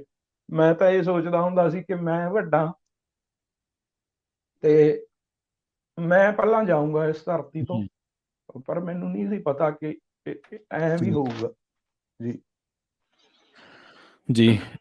ਇੱਕ ਫਿਲਮ ਮੇਕਰ ਦਾ ਸੁਪਨਾ ਹੀ ਹੁੰਦਾ ਵੀ ਮੇਰੀ ਫਿਲਮ ਦੇ ਡਾਇਲੋਗ ਤੇ ਮੇਰੀ ਫਿਲਮ ਜੀ ਦਾ ਜਿਹੜਾ ਹੀਰੋ ਜਾਂ ਮੇਰੀ ਫਿਲਮ ਦਾ ਪਾਤਰ ਲੋਕਾਂ ਦੇ ਮਨਾਂ ਦੇ ਵਿੱਚ ਘੜਿਆ ਜਾਵੇ। ਤੁਹਾਡੇ ਜੀ ਨਾਲ ਹੋਈਆਂ, ਜ਼ੋਰੇ ਦੇ ਨਾਂ ਨਾਲ ਦੀਪ ਨੂੰ ਜਾਣਨ ਲੱਗੇ ਲੋਕ, ਜੀ ਜੀ ਜ਼ੋਰੇ ਨੇ ਆਉਣਾ ਪ੍ਰਮੋਸ਼ਨ ਲਈ, ਅਸੀਂ ਕੰਨੀ ਸ਼ਬਦ ਸੁਣੇ ਵੇ ਮੈਂ, ਜ਼ੋਰੇ ਨੇ ਜੀ ਅੱਜ ਜੀ ਤੇ ਆਉਣਾ ਫਲਾਣੇ ਸ਼ਹਿਰ। ਤੇ ਜੀ ਅੱਜ ਵੀ ਜੀ ਜਿਹੜੇ ਲੋਕ ਟ੍ਰਿਬਿਊਟ ਕਰਦੇ ਨੇ ਆਪਣੇ ਗੀਤ ਦੀਪ ਸਿੱਧੂ ਨੂੰ, ਉਹ ਡਾਇਲੋਗ ਇੱਕ ਜ਼ਰੂਰ ਪਾਉਂਦੇ ਆ ਕਿ ਭੱਜਣ ਵਾਲੇ ਨੂੰ ਧਰਤੀ ਚਾਹੀਦੀ ਹੈ ਤੇ ਉੱਡਣ ਜੀ ਵਾਲੇ ਜੀ ਸਾਨੂੰ ਹਾਂਜੀ ਵੀ ਉੱਡਣੇ ਚਾਹੀਦੇ ਆ, ਜਿਵੇਂ ਵੀ ਮਿਲਣ ਅਸੀਂ ਛੱਡਣੇ ਨਹੀਂ। ਹਾਂਜੀ ਹਾਂ ਚੀਜ਼ਾਂ ਕੰਨਾਂ ਦੇ ਵਿੱਚ ਦੁਬਾਰਾ ਆਉਂਦੀਆਂ ਨੇ, ਜਦੋਂ ਚਿਤਰੀਆਂ ਜਾ ਰਹੀਆਂ ਸੀ, ਜਦੋਂ ਬੋਲੀਆਂ ਜਾ ਰਹੀਆਂ ਸੀ, ਉਦੋਂ ਤਾਂ ਮਾਹੌਲ ਹੋਰ ਸੀ। ਜਦੋਂ ਇਹ ਜੀ ਕੰਨਾਂ ਜੀ ਦੁਬਾਰਾ ਵੱਜਦੀਆਂ ਨੇ, ਉਦੋਂ ਕਿੰਨੀਆਂ ਕੁ ਔਖੀਆਂ ਨੇ ਇਹਨਾਂ ਨੂੰ ਕੰਨਾਂ ਥਣੀ ਲੰਘਾਉਣਾ ਤੇ ਬਾਅਦ ਦੇ ਵਿੱਚ ਇਹਨਾਂ ਤੋਂ ਬਾਹਰ ਆਉਣਾ। ਮੈਂ ਕੱਲ ਜਦੋਂ ਗਿਆ ਚੌਕੀਮਾਨ, ਪਹਿਲਾਂ ਵੀ ਮੈਂ ਦੇਖਿਆ ਛਪੇ ਵੇ ਉਹਨਾਂ ਪੋਸਟਰਾਂ ਤੇ ਇਹ ਡਾਇਲੌਗ ਲਿਖਿਆ ਹੁੰਦਾ ਕਿ ਭੱਜਣ ਵਾਲੇ ਨੂੰ ਧਰਤੀ ਚਾਹੀਦੀ ਆ, ਉੱਡਣ ਵਾਲੇ ਨੂੰ ਅਸਮਾਨ। ਇਹ ਬਹੁਤ ਬਹੁਤ ਲੋਕਾਂ ਨੂੰ, ਜਿਹੜੇ ਉਹਨੂੰ ਪੰਥਕ ਸੰਘਰਸ਼ ਵੇਲੇ ਜਾਂ ਕਿਸਾਨੀ ਜੀ, ਸੰਘਰਸ਼ ਵੇਲੇ ਮਿਲੇ, ਉਹਨਾਂ ਨੂੰ ਨਹੀਂ ਪਤਾ, ਕਿਉਂਕਿ ਉਹਨਾਂ ਨੂੰ ਉਹ ਫਿਲਮਾਂ ਵੇਖਣ ਵਾਲੇ ਲੋਕ ਨਹੀਂ ਹੁੰਦੇ, ਉਹਨਾਂ ਨੂੰ ਨਹੀਂ ਪਤਾ ਕਿ ਇਹ ਕਿਸੇ ਫਿਲਮ ਦੇ ਡਾਇਲੌਗ ਨੇ। ਉਹਨਾਂ ਨੂੰ ਲੱਗਦਾ ਕਿ ਇਹ ਦੀਪ ਦੀ ਗੱਲ ਹੀ ਆ, ਦੀਪ ਨੇ ਕਹੀ ਜਿਹੜੀ ਹੈ ਨਾ। ਉਹਦੇ ਪੋਸਟਰ ਵੀ ਛਪੇ, ਕੱਲ ਵੀ ਮੈਂ ਦੇਖਿਆ ਚੌਕੀਮਾਨ, ਜੀ, ਬਹੁਤ ਸਾਰੇ ਪੋਸਟਰ ਸੀਗੇ ਜਿਹੜੇ ਉਹ ਇਸ ਡਾਇਲੌਗ ਦੇ ਛਪੇ ਦੇ ਸੀਗੇ। ਪਰ ਇਹ ਜੋਰਾ 10 ਨੰਬਰੀਆ ਦਾ ਡਾਇਲੌਗ ਆ, ਔਰ ਬਿਲਕੁਲ ਹੀ ਇੱਕ ਇਹੋ ਜਿਹੀ ਸਿਚੁਏਸ਼ਨ 'ਚ ਆ ਜਿਹਦਾ ਕੋਈ ਮੇਲ ਹੀ ਨਹੀਂਗਾ, ਮਤਲਬ ਬਾਅਦ ਦੇ ਵਿੱਚ ਜਿਸ ਸੰਦਰਭ ਦੇ ਵਿੱਚ ਇਹ ਡਾਇਲੌਗ ਵਰਤਿਆ ਦੀਪ ਨੇ, ਉਹਨੂੰ ਜੀ, ਸਮਝ ਸੀ ਬਹੁਤ ਇਹਨਾਂ ਗੱਲਾਂ ਦੀ, ਉਹ ਨਾ ਯਾਦ ਬਹੁਤ ਜ਼ਿਆਦਾ ਰੱਖਦਾ ਸੀ। ਉਹ ਪੂਰੀ ਫਿਲਮ ਹੀ ਯਾਦ ਕਰ ਲੈਂਦਾ ਸੀ, ਇਕੱਲੇ ਆਪਦੇ ਡਾਇਲੌਗ ਕੀ, ਸਾਹਮਣੇ ਵਾਲੇ ਐਕਟਰ ਦੇ ਸਾਰੀ ਸਕ੍ਰਿਪਟ ਉਹ ਏਦਾਂ ਪੜ੍ਹਦਾ ਸੀ ਤੇ ਉਹਨੂੰ ਸਾਰੀ ਯਾਦ ਹੋ ਜਾਂਦੀ ਸੀ। ਉਹ ਕੋਈ ਗੱਲ ਕਿਤੇ ਵੀ ਯੂਜ਼ ਕਰ ਸਕਦਾ ਸੀ, ਕਿਸੇ ਵੀ ਸੰਦਰਭ ਦੇ ਵਿੱਚ, ਕੋਈ ਵੀ ਕੋਟੇਸ਼ਨ ਕਿਸੇ ਵੀ ਕਿਤਾਬ ਦੀ, ਹੂੰ, ਕੁਛ ਵੀ। ਤੇ ਉਹ ਗਾਣਿਆਂ ਦੇ ਵਿੱਚ ਵੀ ਤੁਸੀਂ ਦੇਖਿਆ ਨਾ, ਆਹੀ ਵੀ ਭੱਜਣ ਵਾਲੇ ਨੂੰ ਧਰਤੀ ਚਾਹੀਦੀ ਆ। ਤੇ ਉਹ ਮੈਨੂੰ ਇੱਕ ਪਾਸੇ ਏਦਾਂ ਹੁੰਦਾ ਵੀ ਚਲੋ ਠੀਕ ਹੈ ਯਾਰ, ਜ਼ਿੰਦਗੀ ਸਾਡੀ ਵੀ, ਮਤਲਬ ਸਾਡਾ ਕੰਮ ਵੀ ਕਿਤੇ ਧੁਰ ਦਰਗਾਹ ਪ੍ਰਵਾਨ ਹੋ ਗਿਆ। ਹਾਂਜੀ, ਜਿੱਥੇ ਦੀਪ ਦਾ ਨਾਂ ਲਿਆ ਜਾਊਗਾ, ਉੱਥੇ ਸਾਡਾ ਵੀ ਕਿਤੇ ਨਾ ਕਿਤੇ ਨਾਂ ਲਿਆ ਜਾਊਗਾ, ਸਾਡੇ ਡਾਇਲੌਗ, ਸਾਡਾ ਲਿਖਿਆ ਹੋਇਆ ਫਿਲਮਾਂ ਚਾਹੇ ਕਿਤਾਬਾਂ, ਉਹਨੂੰ ਲੋਕ ਪੜ੍ਹਨਗੇ। ਲੋਕ ਮਿਲਦੇ ਹੀ ਮੈਨੂੰ ਐ ਨੇ, ਤੁਸੀਂ ਮਤਲਬ ਤੁਸੀਂ ਸੋਚ ਨਹੀਂ ਜੀ, ਸਕਦੇ ਕਿ ਕਿੰਨੀ ਵੱਡੀ ਗਿਣਤੀ 'ਚ ਮੈਨੂੰ ਫੋਨ ਕਰਦੇ ਨੇ, ਕਿੰਨੀ ਵੱਡੀ ਗਿਣਤੀ 'ਚ ਮੈਨੂੰ ਮਿਲਦੇ ਨੇ, ਜੱਫੀਆਂ ਪਾ ਪਾ ਕੇ ਗਲ ਨੂੰ ਚਿੰਬੜ ਚਿੰਬੜ, ਬੀਬੀਆਂ, ਭੈਣਾਂ, ਭਰਾ, ਬੱਚੇ ਸਾਰੇ ਪਿਆਰ ਬਹੁਤ ਕਰਦੇ ਨੇ, ਰੋਂਦੇ ਨੇ ਹਨਾ। ਉਹ ਮੈਨੂੰ ਏਦਾਂ ਲੱਗਦਾ ਹੁੰਦਾ ਕਿ ਠੀਕ ਹੈ, ਇਹ ਸਾਰਾ ਕੁਝ ਮੇਰੇ ਹੀ ਨਾਂ ਲੱਗਣਾ ਸੀਗਾ। ਮਤਲਬ ਫਿਲਮਾਂ ਤਾਂ ਦੀਪ ਨੇ ਹੋਰ ਵੀ ਕੀਤੀਆਂ, ਜੋਰਾ ਤੋਂ ਬਾਅਦ ਵੀ ਕੀਤੀਆਂ, ਹੋਰ ਡਾਇਰੈਕਟਰਾਂ ਨਾਲ ਵੀ ਕੰਮ ਕੀਤਾ, ਪਰ ਮੇਰੀ ਸਾਂਝ ਉਹਦੇ ਨਾਲ ਐਕਟਰ ਡਾਇਰੈਕਟਰ ਵਾਲੀ ਨਹੀਂ ਸੀ। ਇਸ ਕਰਕੇ ਸਾਰਾ ਕੁਝ ਮੇਰੇ ਨਾਂ ਲੱਗਣਾ ਸੀ। ਵਾਹਿਗੁਰੂ ਜਿਵੇਂ ਕਹਿੰਦੇ ਹੁੰਦੇ ਆ, ਸੇਵਾ ਲੈਣੀ ਆ, ਦੀਪ ਤੋਂ ਸੇਵਾ ਲੈਣੀ ਸੀ, ਸਾਡੇ ਤੋਂ ਸੇਵਾ ਲੈ ਰਹੇ ਆ। ਆਉਣ ਵਾਲੇ ਸਮੇਂ 'ਚ ਵੀ ਅਸੀਂ ਵਾਹਿਗੁਰੂ ਨੂੰ, ਪ੍ਰਮਾਤਮਾ ਨੂੰ ਸਮਰਪਿਤ ਆ ਕਿ ਜੋ ਵੀ ਉਹਨਾਂ ਨੇ ਸੇਵਾ ਲੈਣੀ ਆ, ਮਤਲਬ ਫਿਲਮਾਂ ਜਾਂ ਡਾਇਲੋਗ ਤਾਂ ਬਹੁਤ ਛੋਟੀ ਚੀਜ਼ ਆ, ਮਤਲਬ ਅਸੀਂ ਕੁਝ ਵੀ ਕਰਨ ਲਈ ਤਿਆਰ ਰਹੀਏ। ਇਸ ਕਰਕੇ ਦੀਪ ਇੱਕ ਤਰ੍ਹਾਂ ਨਾਲ ਮਾਂ, ਜੇ ਦੁੱਖ ਆ ਤਾਂ ਦੂਜੇ ਪਾਸੇ ਮਾਣ ਬਹੁਤ ਜੀ, ਵੱਡਾ ਦੀਪ ਦੇ ਗਿਆ, ਜਿਹੜਾ ਉਹ ਮੇਰੇ ਵਰਗਿਆਂ ਨੂੰ, ਮਤਲਬ ਮੇਰੇ ਵਰਗੀਆਂ ਜਿਹਨੂੰ ਕਹਿੰਦੇ ਹੁੰਦੇ ਆ ਵੀ ਲੋਹੇ ਆ, ਜਿਹੜੇ ਅਸੀਂ ਲੱਕੜ ਨਾਲ ਤਰ ਗਏ। ਜੀ, ਜੀ ਜੀ। ਤੇ ਦੀਪ ਜਦੋਂ ਸਟੇਜ ਤੋਂ ਬੋਲਦਾ ਸੀ, ਦੀਪ ਦੀ ਇੱਕ ਆਪਣੀ ਇੱਕ ਸ਼ੈਲੀ ਸੀ, ਉਹ ਗੱਲ ਬੜੇ ਧੜੱਲੇ ਦੇ ਨਾਲ ਤੇ ਬੜੀ ਬੇਬਾਕੀ ਦੇ ਨਾਲ, ਔਰ ਇੱਕ ਵਕੀਲ, ਮੇਰੇ ਖਿਆਲ ਵਕੀਲ ਹੋਣ ਕਰਕੇ ਵੀ ਉਹਦੀ ਜੀ ਸ਼ਬਦਾਵਲੀ ਜੀ ਨਾਲ ਸਪਸ਼ਟਤਾ ਤੇ ਇੱਕ ਤਿਆਰੀ ਹੋਣ ਕਰਕੇ, ਮਾਨਸਿਕ ਤੌਰ ਤੇ ਪ੍ਰਿਪੇਅਰ ਹੋਣ ਕਰਕੇ, ਜਿਹੜੀ ਸ਼ਬਦਾਂ ਤੇ ਪਕੜ ਜਾਂ ਮਸਲਿਆਂ ਦੀ ਸਮਝ ਹੋਣ ਕਰਕੇ, ਕਿਉਂਕਿ ਜਦੋਂ ਆਪਾਂ ਮਿਲੇ, ਮੈਂ 1-2 ਵਾਰੀ ਮੁਲਾਕਾਤ ਹੋਈ ਤੇ ਬੜੀ ਇੱਕ ਆਮ ਪੱਤਰਕਾਰਾਂ ਨੂੰ ਸਮਝ ਹੁੰਦੀ ਹੈ ਚੀਜ਼ਾਂ ਦੀ, ਕਈਆਂ ਦੀ ਪੋਲਿਟਿਕਸ ਦੀ, ਸਮਾਜ ਦੀ, ਉਹਨਾਂ ਜੀ ਜੀ ਨੂੰ ਸਕਰੀਨ ਤੇ ਪੇਸ਼ ਕਿਵੇਂ ਕਰਨਾ ਹੈ, ਐਂਕਰਸ ਨੂੰ ਹੁੰਦੀ ਹੈ, ਫਿਲਮ ਡਾਇਰੈਕਟਰ ਨੂੰ ਹੁੰਦੀ ਹੈ। ਪਰ ਉਹ ਜੀ ਜਦੋਂ ਮਿਲੀਦਾ ਸੀ ਤਾਂ ਦੀਪ ਦੀਆਂ ਗੱਲਾਂ ਦੇ ਵਿੱਚ ਇਹ ਲੱਗਦਾ ਸੀ ਜਿਵੇਂ ਬੰਦਾ ਕਈ ਕਿਤਾਬਾਂ ਪੜ੍ਹ ਕੇ, ਕਈ ਐਡੀਟੋਰੀਅਲ ਪੜ੍ਹ ਕੇ ਜਾਂ ਕਈ ਚੀਜ਼ਾਂ ਨੂੰ ਪੜਚੋਲ ਕਰਕੇ ਬੋਲ ਰਿਹਾ ਹੁੰਦਾ। ਤਾਂ ਕੀ ਉਹ ਜੀ ਫਿਲਮਾਂ ਦੇ ਵਿੱਚ, ਕਿਉਂਕਿ ਫਿਲਮ ਦੇ ਪ੍ਰੋਡਿਊਸਰ ਸੀ, ਉਹ ਤਾਂ ਫਿਲਮ ਤੇ ਪੈਸਾ ਲਾ ਰਹੇ ਸੀ, ਕੀ ਫਿਲਮਾਂ ਦੇ ਵਿੱਚ ਵੀ ਦੀਪ ਇਸੇ ਤਰ੍ਹਾਂ ਹੀ ਉਹਦੀ ਸ਼ੈਲੀ ਸੀ ਕਿ ਨਹੀਂ, ਗਿੱਲ ਸਾਹਿਬ ਜੋ ਮੈਂ ਕਹਿਤਾ ਏਦਾਂ ਹੀ ਹੋਊਗਾ, ਜਾਂ ਇਹ ਸੀਨ ਏਦਾਂ ਹੀ ਆਪਾਂ ਫਿਲਮਾਉਣਾ, ਜਾਂ ਇਹ ਆਪਾਂ ਨਹੀਂ ਨਹੀਂ, ਉਹ ਫਿਲਮ ਦੇ ਵਿੱਚ ਉਹਦਾ ਕੋਈ ਦਖਲ ਨਹੀਂ ਸੀ ਹੁੰਦਾ। ਕੀ ਡੋਮੀਨੈਂਸ ਜਿਹੜੀ ਸਟੇਜ ਵਾਲੀ ਝਲਕਦੀ ਸੀ, ਕਿ ਫਿਲਮਾਂ ਦੇ ਵਿੱਚ ਵੀ ਸੀ, ਤੁਹਾਡੇ ਨਾਲ ਵੀ ਉਦਾਂ ਹੀ ਸੀ? ਨਹੀਂ, ਮੇਰੇ ਨਾਲ ਉਹਨੇ ਉਹਦਾ ਜਿਹੜਾ ਕੰਮ ਹੁੰਦਾ ਸੀਗਾ, ਉਹ ਫਿਲਮ ਦੇ ਲਈ ਪੈਸੇ ਇਕੱਠੇ ਕਰਨਾ ਹੁੰਦਾ ਸੀ, ਪ੍ਰੋਡਿਊਸ ਕਰਨਾ ਹੁੰਦਾ ਸੀ, ਜਾਂ ਆਪਦਾ ਕਰੈਕਟਰ ਕਰਨਾ ਹੁੰਦਾ ਸੀ। ਬਾਕੀ ਜਿਹੜਾ ਕ੍ਰੀਏਟਿਵ ਕੰਮ ਆ ਉਹ ਸਾਰਾ ਮੇਰਾ ਹੁੰਦਾ ਸੀ। ਫਿਲਮ ਮੈਂ ਲਿਖਣੀ, ਮੈਂ ਫਿਲਮ ਡਿਜ਼ਾਈਨ ਕਰਨੀ, ਮੈਂ ਸਾਰੇ ਐਕਟਰਾਂ ਦੀ ਚੋਣ ਕਰਨੀ। ਬਸ ਉਹਦੇ ਨਾਲ ਮੇਰੀ ਇੱਕ ਉਹਨੂੰ ਸੁਣਾ ਦਿੰਦਾ ਸੀ ਮੈਂ ਫਿਲਮ।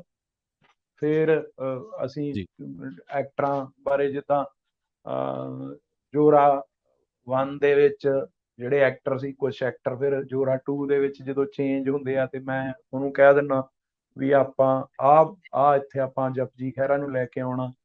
ਉਹ ਕਹਿੰਦਾ ਸੀ ਠੀਕ ਹੈ ਸਰ, ਕਿਉਂਕਿ ਉਹ ਪੰਜਾਬੀ ਇੰਡਸਟਰੀ ਬਾਰੇ ਬਹੁਤਾ ਕੋਈ ਜਾਣਦਾ ਨਹੀਂ ਸੀ। ਉਹਨੂੰ ਮੇਰੇ ਤੇ ਵਿਸ਼ਵਾਸ ਸੀਗਾ ਕਿ ਸਰ ਨੇ ਜੋ ਕਹਿਤਾ ਉਹ ਸਹੀ ਆ, ਔਰ ਸਰ ਸਹੀ ਹੀ ਕਹਿਣਗੇ। ਉਹਦੀ ਕੋਈ ਚੋਣ ਨਹੀਂ ਸੀ ਆਪਦੀ, ਮਤਲਬ ਇਹ ਨਹੀਂ ਸੀ ਕਿ ਮੈਂ ਉਹਨੂੰ ਕਹਤਾ ਕਿ ਜਪਜੀ ਖਹਿਰਾ ਤੋਂ ਰੋਲ ਕਰਾਉਣਾ ਤੇ ਉਹ ਕਹਦੇ ਵੀ ਨਹੀਂ ਜੀ ਫਲਾਨੀ ਐਕਟਰਸ ਤੋਂ ਕਰਾਉਣਾ, ਕਿਉਂਕਿ ਉਹਨੂੰ ਕਿਸੇ ਨਾਲ ਕੋਈ ਮਤਲਬ ਨਹੀਂ ਸੀ ਇਹਨਾਂ ਗੱਲਾਂ ਨਾਲ, ਹਨਾ।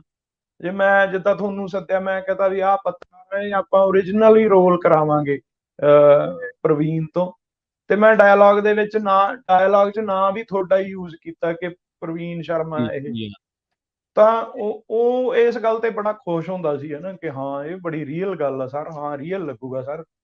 ਤੇ ਉਹਨੂੰ ਬੜੀ ਸਮਝ ਸੀਗੀ, ਮਤਲਬ ਸਿਨੇਮੇ ਦੀ ਇਸ ਤਰ੍ਹਾਂ ਨਾਲ, ਕਿ ਕਿਉਂਕਿ ਉਹ ਹਾਲੀਵੁੱਡ ਦਾ ਸਿਨੇਮਾ ਦੇਖਦਾ ਸੀ, ਪੰਜਾਬੀ ਫਿਲਮਾਂ ਤਾਂ ਸ਼ਾਇਦ ਉਹਨੇ ਕਦੇ ਬਹੁਤ ਘੱਟ ਦੇਖੀਆਂ, ਤੇ ਹਿੰਦੀ ਦੀਆਂ ਚੰਗੀਆਂ ਫਿਲਮਾਂ ਜਾਂ ਮੇਨਲੀ ਹਾਲੀਵੁੱਡ ਦਾ ਸਿਨੇਮਾ ਦੇਖਦਾ ਸੀ। ਉਹਨੂੰ ਸਮਝ ਸੀ, ਜਦੋਂ ਮੈਂ ਉਹਨੂੰ ਗੱਲ ਸੁਣਾਉਂਦਾ ਜਾਂ ਕੰਮ ਕਰਦਾ, ਜਾਂ ਜਾ ਕੇ ਮੈਂ ਫਿਲਮ ਨੂੰ ਕਿ ਜੀ, ਆਹ ਫਿਲਮ ਹੈ, ਤਾਂ ਉਹਨੂੰ ਇਹ ਪਤਾ ਲੱਗਦਾ ਸੀ ਕਿ ਇਹ ਜਿਹੜਾ ਇਹ ਬੰਦਾ ਜੱਟ ਜਿਹਾ ਲੱਗਦਾ, ਬਠਿੰਡੇ ਤੋਂ ਆਇਆ, ਵੀ ਇਹ ਬੰਦਾ ਖਤਰਨਾਕ ਆ, ਇਹਨੂੰ ਪੂਰਾ ਵਰਲਡ ਸਿਨੇਮਾ ਪਤਾ, ਇਹਨੂੰ ਪਤਾ ਕਿ ਕੀ ਗੱਲ ਆ, ਕਿਵੇਂ ਬਣਾਉਣੀ ਹੈ। ਇਸ ਕਰਕੇ ਉਹ ਮੇਰੇ ਤੋਂ ਬਹੁਤ ਪ੍ਰਭਾਵਿਤ ਸੀਗਾ ਇਸ ਗੱਲ ਤੇ।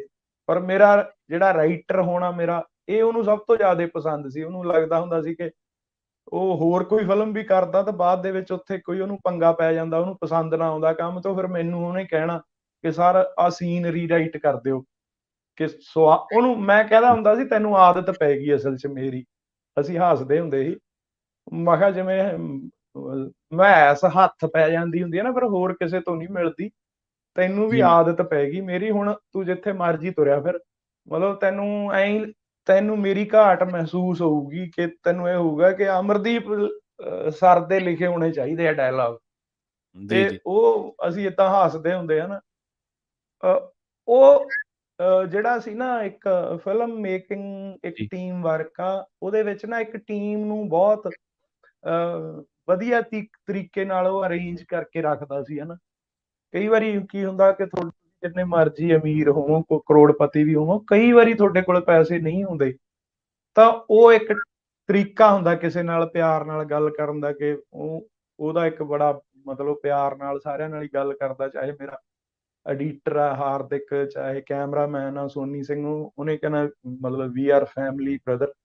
ਉਹ ਜਦੋਂ ਬੰਦੇ ਨਾਲ ਇਦਾਂ ਗੱਲ ਕਰਦਾ ਸੀ ਤਾਂ ਬੰਦਾ ਕਹਿੰਦਾ ਸੀ ਠੀਕ ਹੈ ਜੀ, ਕੋਈ ਗੱਲ ਨਹੀਂ, ਆਪਾਂ ਕੰਮ ਕਰ ਦਿੰਦੇ ਹਾਂ, ਪੈਸੇ ਬਾਅਦ ਚ ਦੇ ਦਿਓ। ਇਹ ਉਹਨੂੰ ਬੜਾ ਬੜਾ ਹਿਸਾਬ ਕਿਤਾਬ ਸੀ, ਕਿਉਂਕਿ ਉਹ ਬੰਬੇ ਦੇ ਵਿੱਚ ਉਸ ਤੋਂ ਪਹਿਲਾਂ, ਫਿਲਮਾਂ ਤੋਂ ਪਹਿਲਾਂ, ਉਹਦਾ 10-12 ਸਾਲ ਦਾ ਇੱਕ ਵਕੀਲ ਦਾ ਜਿਹੜਾ ਉਹਦਾ ਅਨੁਭਵ ਸੀ, ਔਰ ਵਕੀਲ ਵੀ ਛੋਟਾ ਮੋਟਾ ਨਹੀਂ, ਕਰੋੜਾਂ ਦੀ ਫੀਸ ਲੈਣ ਵਾਲਾ ਵਕੀਲ।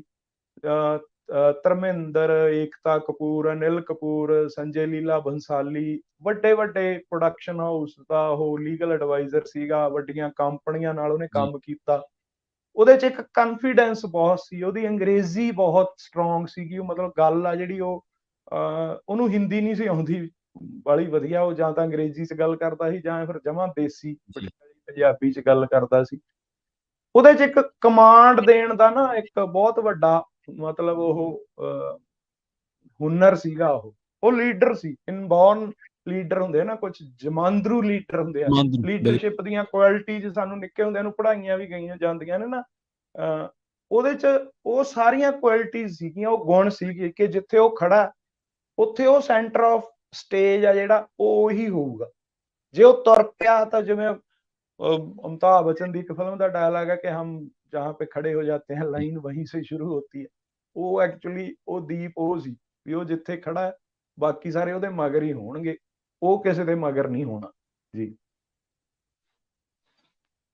ਜੀ ਬਿਲਕੁਲ ਗੱਲ ਇਸੇ ਤਰ੍ਹਾਂ ਹੀ ਸੀ।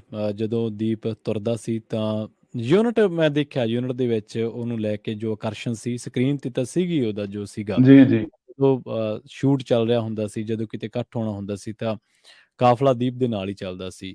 ਜੀ ਜੀ ਗਿੱਲ ਸਾਹਿਬ, ਤੁਸੀਂ ਪੰਜਾਬ ਨੂੰ ਸਮਝਿਆ ਇੱਕ ਰਾਈਟਰ ਦੇ ਤੌਰ ਤੇ, ਇੱਕ ਸਾਹਿਤ ਰਚਨ ਵਾਲੇ ਦੇ ਤੌਰ ਤੇ, ਪੰਜਾਬ ਦੇ ਕਈ ਸੰਘਰਸ਼ਾਂ ਨੂੰ ਤੁਸੀਂ ਦੇਖਿਆ ਵੀ ਹੈ, ਪੜ੍ਹਿਆ ਵੀ ਹੈ, ਜੀ ਸਮਝਿਆ ਵੀ ਹੈ। ਜੀ ਜਦੋਂ ਦੀਪ ਦੀ ਵਿਚਾਰਧਾਰਕ ਮੋੜ ਆਈਡੀਓਲੋਜੀਕਲ ਤੌਰ ਤੇ, ਵੈਸੇ ਹੋ ਸਕਦਾ ਉਹ ਚੀਜ਼ਾਂ ਉਹਦੇ ਅੰਦਰ ਪਹਿਲਾਂ ਹੀ ਚੱਲ ਰਹੀਆਂ ਹੋਣ, ਪਰ ਜਦੋਂ ਮੋੜਾ ਆ ਗਿਆ, ਜਦੋਂ ਸਪਸ਼ਟ ਤੌਰ ਤੇ ਪੰਥਕ ਗੱਲਾਂ, ਜਦੋਂ ਸਪਸ਼ਟ ਤੌਰ ਤੇ ਸਿੱਖ ਮਸਲਿਆਂ ਤੇ ਬੇਬਾਕੀ ਦੇ ਨਾਲ ਗੱਲ ਰੱਖਦਾ ਸੀ ਦੀਪ ਬੜੇ ਧੜੱਲੇ ਦੇ ਨਾਲ, ਔਰ ਉਹਦੀ ਸ਼ੈਲੀ, ਉਹਦੇ ਅੰਦਾਜ਼, ਉਹਦਾ ਉਹ ਜ਼ਿਕਰ ਤਾਂ ਆਪਾਂ ਕਰ ਹੀ ਚੁੱਕੇ ਹਾਂ। ਕੀ ਉਦੋਂ ਤੁਹਾਡੇ ਨਾਲ ਤੁਸੀਂ ਇਹ ਡਿਸਕਸ ਕਰਦੇ ਸੀਗੇ ਕਿ ਇਹ ਜਿਹੜੇ ਸੰਘਰਸ਼ ਨੇ ਇਹ ਕਿਸ ਤਰ੍ਹਾਂ ਦੇ ਨੇ, ਜਾਂ ਕਿਹੋ ਜਿਹੀ ਵਾਰਤਾਲਾਪ, ਕਿਉਂਕਿ ਹਾਂਜੀ ਹਾਂ ਉਹਦੀ ਆਮ ਜੋ ਲੋਕਾਂ ਨਾਲ ਉਹ ਗੱਲ ਕਰਦਾ ਸੀ, ਤੁਹਾਡੇ ਨਾਲ ਗੱਲਾਂ ਕੁਛ ਹੋਰ ਸੀਗੀਆਂ, ਤੁਹਾਡੇ ਨਾਲ ਨਿੱਜ ਬਹੁਤ ਸਾਂਝਾ ਸੀ, ਤੁਹਾਡੇ ਨਾਲ ਹੋਰ ਜੀ ਗੱਲਾਂ ਜਜ਼ਬਾਤੀ ਤੌਰ ਤੇ ਗੱਲਾਂ ਬੜੀਆਂ ਸਾਂਝੀਆਂ ਸੀ। ਹਾਂ ਦੀ ਮੈਂ ਐਕਚੁਅਲੀ ਅਸੀਂ ਉੱਥੇ ਸੀਗੇ ਹੀ ਦੋਨੋਂ, ਮਤਲਬ ਤੀਜਾ ਕੋਈ ਬੰਦਾ ਹੁੰਦਾ ਹੀ ਨਹੀਂ ਸੀ, ਮੈਂ ਤੇ ਦੀਪ ਹੀ ਹੁੰਦੇ ਸੀਗੇ ਬੰਬੇ। ਮੈਂ 10-11 ਵਜੇ ਨਹਾ ਧੋ ਕੇ ਉੱਧਰ ਚਲਿਆ ਜਾਂਦਾ ਜੀ ਸੀਗਾ, ਫਿਰ ਅਸੀਂ ਸਾਰਾ ਦਿਨ ਇਕੱਠੇ ਹੀ ਹੁੰਦੇ ਸੀਗੇ ਤੇ ਬਹੁਤ ਸਾਰੀਆਂ ਸਾਡੀਆਂ ਗੱਲਾਂ ਹੁੰਦੀਆਂ। ਤੇ ਉਹਦੇ ਵਿੱਚ ਜਿਹੜਾ ਵਿਚਾਰਧਾਰਕ ਮਤਲਬ ਜਿਹੜਾ ਜਿਹਨੂੰ ਕਹਿੰਦੇ ਹੁੰਦੇ ਆ ਵੀ ਸਟੈਂਡ ਲੈਣਾ, ਉਹ ਇਹ ਹੁੰਦਾ ਸੀ ਕਿ ਅਸੀਂ ਨਾ ਪੰਜਾਬ, ਤੁਹਾਨੂੰ ਇੱਕ ਗੱਲ ਮਹਿਸੂਸ ਕੀਤੀ ਹੋਣੀ ਆ ਤੁਸੀਂ, ਪੰਜਾਬ ਦਾ ਫਿਕਰ ਤੁਹਾਨੂੰ ਉਦੋਂ ਬਹੁਤ ਜ਼ਿਆਦਾ ਹੋ ਜਾਂਦਾ ਜਦੋਂ ਤੁਸੀਂ ਪੰਜਾਬ 'ਚ ਨਹੀਂ ਹੁੰਦੇ। ਜਦੋਂ ਤੁਸੀਂ ਪੰਜਾਬ ਤੋਂ ਦੂਰ ਚਲੇ ਜਾਂਦੇ ਹੋ ਨਾ, ਉਦੋਂ ਜੀ ਤੁਹਾਨੂੰ ਜੀ ਪੰਜਾਬ ਬਹੁਤ ਯਾਦ ਆਉਂਦਾ, ਬਹੁਤ ਪਿਆਰਾ ਲੱਗਦਾ, ਤੁਹਾਨੂੰ ਬਹੁਤ ਫਿਕਰ ਹੁੰਦਾ ਉਹਦਾ ਕਿ ਯਾਰ ਹਾਲਾਤ ਕਿੱਦਾਂ ਦੇ ਨੇ, ਰਾਜਨੀਤਿਕ ਹਾਲਾਤ ਕਿੱਦਾਂ ਦੇ ਨੇ। ਤਾਂ ਅਸੀਂ ਬਹੁਤ ਸਾਰੀਆਂ ਗੱਲਾਂ ਪੰਜਾਬ ਬਾਰੇ ਕਰਦੇ ਸੀ, ਰੋਜ਼ ਹੀ ਕਰਦੇ ਸੀ, ਕੋਈ ਨਾ ਕੋਈ ਖਬਰ ਆ ਜਾਂਦੀ, ਕਦੇ ਕੋਈ ਗੈਂਗਸਟਰ ਕਹਿ ਕੇ ਮਾਰਿਆ ਗਿਆ ਨੌਜਵਾਨ, ਕਦੇ ਕੁਛ ਹੋ ਗਿਆ, ਕਦੇ ਕੋਈ ਗੈਂਗ ਵਾਰ ਹੋ ਗਈ। ਜਿੱਦਾਂ ਜਦੋਂ ਰੌਕੀ ਫਾਜ਼ਿਲਕਾ ਦਾ ਕਤਲ ਹੋਇਆ ਉਸ ਦਿਨ ਮੈਂ ਉੱਥੇ ਹੀ, ਮਤਲਬ ਅਸੀਂ, ਮੈਨੂੰ ਚੰਗੀ ਤਰ੍ਹਾਂ ਯਾਦ ਆ ਵੀ 2 ਘੰਟੇ ਸਾਡੀ ਇਸ ਵਿਸ਼ੇ ਤੇ ਗੱਲ ਚੱਲੀ। ਦੀਪ ਦੇ ਘਰੇ ਹੀ ਸੀਗਾ ਮੈਂ।